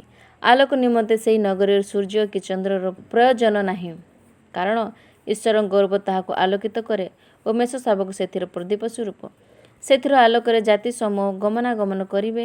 ପୁଣି ପୃଥିବୀର ରାଜାମାନେ ଆପଣା ଆପଣା ଐଶ୍ୱର୍ଯ୍ୟ ତାହା ମଧ୍ୟକୁ ଆଣିବେ। ସେଥିରେ ଦ୍ୱାର ସମୂହ ଦିନ ବେଳେ କଦାପି ରୁଦ୍ଧ ହେବ ନାହିଁ, କାରଣ ସେ ସ୍ଥାନ ରାତ୍ରି ହେବ ନାହିଁ। ଲୋକେ ଜାତି ସମୂହ ଐଶ୍ୱର୍ଯ୍ୟ ଓ ମହିମା ତାହା ମଧ୍ୟକୁ ଆଣିବେ। କୌଣସି ଅଶୁଚି ବିଷୟକ ବା ଘୃଣ୍ୟ କର୍ମକାରୀ ଓ ମିଥ୍ୟାଚାରୀ କେହି ସେଥିରେ କଦାପି ପ୍ରବେଶ କରିବ ନାହିଁ। କେବଳ ଯେଉଁମାନଙ୍କ ନାମ ମେଷ ଶାବକଙ୍କ ଜୀବନ ପୁସ୍ତକରେ ଲିଖିତ ଅଛି, ସେମାନେ ପ୍ରବେଶ କରିବେ। ଆମେନ୍। ପ୍ରକାଶିତ ବାକ୍ୟର 22 ଅଧ୍ୟାୟ ପଠନ କରିବାକୁ ଯାଉଛି। ପରେ ସେ ମୋତେ ଜୀବନଦାୟକ ଜଳର ଗୋଟିଏ ନଦୀ ଦେଖାଇଲେ। ତାହା ସ୍ଫଟିକ ସଦୃଶ ଉଜ୍ଜ୍ୱଳ। ପୁଣି ଈଶ୍ୱର ଓ ମେଷ ଶାବକଙ୍କ ସିଂହାସନରୁ ନିର୍ଗତ ହୋଇ ନଗରର ପଥ ମଧ୍ୟ ଦେଇ ପ୍ରବାହିତ ହେଉଅଛି। ସେହି ନଦୀର ଉଭୟ ପାର୍ଶ୍ୱରେ 12 ଥର ଫଳଦାୟକ ଜୀବନ ବୃକ୍ଷ ଅଛି। ସେଥିର ପ୍ରତି ମାସରେ ଫଳ ଫଳେ। ପୁଣି ସେହି ବୃକ୍ଷର ପତ୍ର ଜାତି ସମୂହର ଆରୋଗ୍ୟକାରକ। କୌଣସି ଅଭିଶପ୍ତ ବିଷୟ ଆଉ ରହିବ ନାହିଁ। ଈଶ୍ୱର ଓ ମେଷ ଶାବକଙ୍କ ସିଂହାସନ ନଗରୀ ମଧ୍ୟରେ ରହିବ, ଆଉ ତାହାଙ୍କ ଦାସମାନେ ତାହାଙ୍କର ଉପାସନା କରିବେ। ସେମାନେ ତାହାଙ୍କ ମୁଖ ଦର୍ଶନ କରିବେ ଓ ତାହାଙ୍କ ନାମ ସେମାନଙ୍କ କପାଳରେ ଲିଖିତ ରହିବ। ରାତ୍ରି ଆଉ ହେବ ନାହିଁ। ସେମାନଙ୍କର ପ୍ରଦୀପ କି ସୂର୍ଯ୍ୟର ଆଲୋକର ପ୍ରୟୋଜନ ହେବ ନାହିଁ, କାରଣ ପ୍ରଭୁ ଈଶ୍ୱର ସେମାନଙ୍କର ଉପରେ ଆଲୋକ ସ୍ୱରୂପ ହେବେ। ପୁଣି ସେମାନେ ଯୁଗେ ଯୁଗେ ରାଜତ୍ୱ କରିବେ। ପରେ ସେ ମୋତେ କହିଲେ, ଏହି ସମସ୍ତ ବାକ୍ୟ ବିଶ୍ୱସନୀୟ ଓ ସତ୍ୟ। ଯାହା ଯାହା ଶୀଘ୍ର ଘଟିବ, ସେହିସବୁ ଆପଣା ଦାସମାନଙ୍କୁ ଦେଖାଇବା ନିମନ୍ତେ ପ୍ରଭୁ ଭାବବାଦୀମାନଙ୍କ ଆତ୍ମା ସମୂହର ଈଶ୍ୱର ଆପଣା ଦୂତଙ୍କୁ ପ୍ରେରଣ କରିଅଛନ୍ତି। ଦେଖ, ଆମେ ଶୀଘ୍ର ଆସୁଅଛୁ। ଯେ ଏହି ପୁସ୍ତକର ଭାବବାଣୀ ସବୁ ପାଳନ କରେ, ସେ ଧନ୍ୟ। ମୁଁ ଯୋହାନ ସ୍ୱୟଂ ଏହି ସମସ୍ତ ଶ୍ରବଣ ଓ ଦର୍ଶନ କଲି। ଶ୍ରବଣ ଓ ଦର୍ଶନ କରିବା ପରେ ଯେଉଁ ଦୂତ ମୋତେ ଏହି ସମସ୍ତ ଦର୍ଶନ କରାଇଲେ, ମୁଁ ତାହାଙ୍କ ପାଦତଳେ ପ୍ରଣାମ କରିବା ନିମନ୍ତେ ଉବୁଡ଼ ହେଲି। କିନ୍ତୁ ସେ ମୋତେ କହିଲେ, ସାବଧାନ, ଏହା କର ନାହିଁ, କାରଣ ମୁଁ ତୁମର ଭାତୃବୃନ୍ଦ ଭାବବାଦୀମାନଙ୍କର ଓ ଏହି ପୁସ୍ତକର ବାକ୍ୟ ପାଳନକାରୀମାନଙ୍କର ସହଦାସ ଈଶ୍ୱରଙ୍କୁ ପ୍ରଣାମ କର। ଆଉ ସେ ମୋତେ କହିଲେ, ତୁମ୍ଭେ ଏହି ପୁସ୍ତକର ଭାବବାଣୀ ସବୁ ମୁଦ୍ରାଙ୍କିତ କର ନାହିଁ, କାରଣ ସମୟ ସନ୍ନିକଟ। ଯେ ଅଧର୍ମାଚାରୀ ସେ ଆହୁରି ଅଧର୍ମାଚରଣ କରୁ, ଯେ ଅଶୁଚି ସେ ଆହୁରି ଅଶୁଚି ହେଉ, ପୁଣି ଯେ ଧାର୍ମିକ ସେ ଆହୁରି ଧର୍ମାଚରଣ କରୁ, ଯେ ପବିତ୍ର ସେ ଆହୁରି ପବିତ୍ର ହେଉ। ଦେଖ, ଆମେ ଶୀଘ୍ର ଆସୁଅଛୁ। ପ୍ରତ୍ୟେକ ଲୋକଙ୍କୁ ତାହାର କର୍ମାନୁସାର ଫଳ ଦେବାକୁ ଆମର ପୁରସ୍କାର ଆମ ସଙ୍ଗରେ ଅଛି। ଆମେ କ ଓ କ୍ଷ, ପ୍ରଥମ ଓ ଶେଷ, ଆଦି ଓ ଅନ୍ତ। ଜୀବନ ବୃକ୍ଷର ଅଧିକାରୀ ହେବା ନିମନ୍ତେ ଓ ଦ୍ୱାର ଦେଇ ନଗରରେ ପ୍ରବେଶ କରିବା ନିମନ୍ତେ ଯେଉଁମାନେ ଆପଣା ଆପଣା ବସ୍ତ୍ର ଧୌତ କରିଅଛନ୍ତି ସେମାନେ ଧନ୍ୟ। କୁକୁରମାନେ, ମାୟାବୀ, ବ୍ୟଭିଚାରୀ, ନରଘାତକ, ପ୍ରତିମା ପୂଜକ, ପୁଣି ମିଥ୍ୟାପ୍ରିୟ ଓ ମିଥ୍ୟାଚାରୀମାନେ ବାହାରେ ରହିବେ। ଆମ୍ଭେ ଯୀଶୁ ମଣ୍ଡଳୀମାନଙ୍କ ନିମନ୍ତେ ତୁମମାନଙ୍କ ନିକଟରେ ଏହି ସମସ୍ତ ସାକ୍ଷ୍ୟ ଦେବା ପାଇଁ ଆମର ଦୂତଙ୍କୁ ପ୍ରେରଣ କରିଅଛୁ। ଆମ୍ଭେ ଦାଉଦଙ୍କ ମୂଳ ଓ ବଂଶଜ, ସେହି ଉଜ୍ଜ୍ୱଳ ପ୍ରଭାତୀ ତାରା। ଆତ୍ମା ଓ କନ୍ୟା କହନ୍ତି, ଆସ। ପୁଣି ଯେ ଶୁଣେ ସେ କହୁ, ଆସ। ଯେ ତୃଷାର୍ତ୍ତ ସେ ଆସୁ, ଯେ ଇଚ୍ଛା କରେ ସେ ବିନା ମୂଲ୍ୟରେ ଜୀବନଦାୟକ ଜଳ ପାନ କରୁ। ଯେଉଁମାନେ ଏହି ପୁସ୍ତକର ଭାବବାଣୀ ସବୁ ଶ୍ରବଣ କରନ୍ତି ସେମାନଙ୍କର ପ୍ରତ୍ୟେକ ଜଣକୁ ମୁଁ ସାକ୍ଷ୍ୟ ଦେଇ କହୁଅଛି, କେହି ଯଦି ଏହିସବୁ ସଙ୍ଗରେ କିଛି ଯୋଗ କରେ, ତେବେ ଏହି ପୁସ୍ତକରେ ଲିଖିତ କ୍ଲେଶଗୁଡ଼ିକ ଈଶ୍ୱର ତାହା ପ୍ରତି ଘଟାଇବେ। ପୁଣି କେହି ଯଦି ଏହି ଭାବବାଣୀ ପୁସ୍ତକର କୌଣସି ବାକ୍ୟ ଲୋପ କରେ, ତେବେ ଈଶ୍ୱର ଏହି ପୁସ୍ତକରେ ଲିଖିତ ଜୀବନ ବୃକ୍ଷ ଓ ପବିତ୍ର ନଗରୀରେ ତାହାର ଅଂଶ ଲୋପ କରିବେ। ଯେ ଏହି ସମସ୍ତ ବିଷୟରେ ସାକ୍ଷ୍ୟ ଦେଉଅଛନ୍ତି ସେ କହନ୍ତି, ସତ୍ୟ, ଆମ୍ଭେ ଶୀଘ୍ର ଆସୁଅଛୁ। ଆମେନ୍। ହେ ପ୍ରଭୁ ଯୀଶୁ, ଆସନ୍ତୁ। ପ୍ରଭୁ ଯୀଶୁଙ୍କ ଅନୁଗ୍ରହ ସମସ୍ତଙ୍କ ସହବର୍ତ୍ତୀ ହେଉ। ଆମେନ୍। ଧନ୍ୟବାଦ ମୋ ପ୍ରିୟ ଭାଇ ଭଉଣୀ ଓ ମୋ ପ୍ରିୟ ବାପା ମା'। ଆପଣମାନଙ୍କୁ ଯଦି ଭିଡ଼ିଓଟି ଭଲ ଲାଗିଅଛି ତ ଲାଇକ୍ କରନ୍ତୁ, ସେୟାର କରନ୍ତୁ, ସବସ୍କ୍ରାଇବ୍ କରନ୍ତୁ। ଆମେନ୍।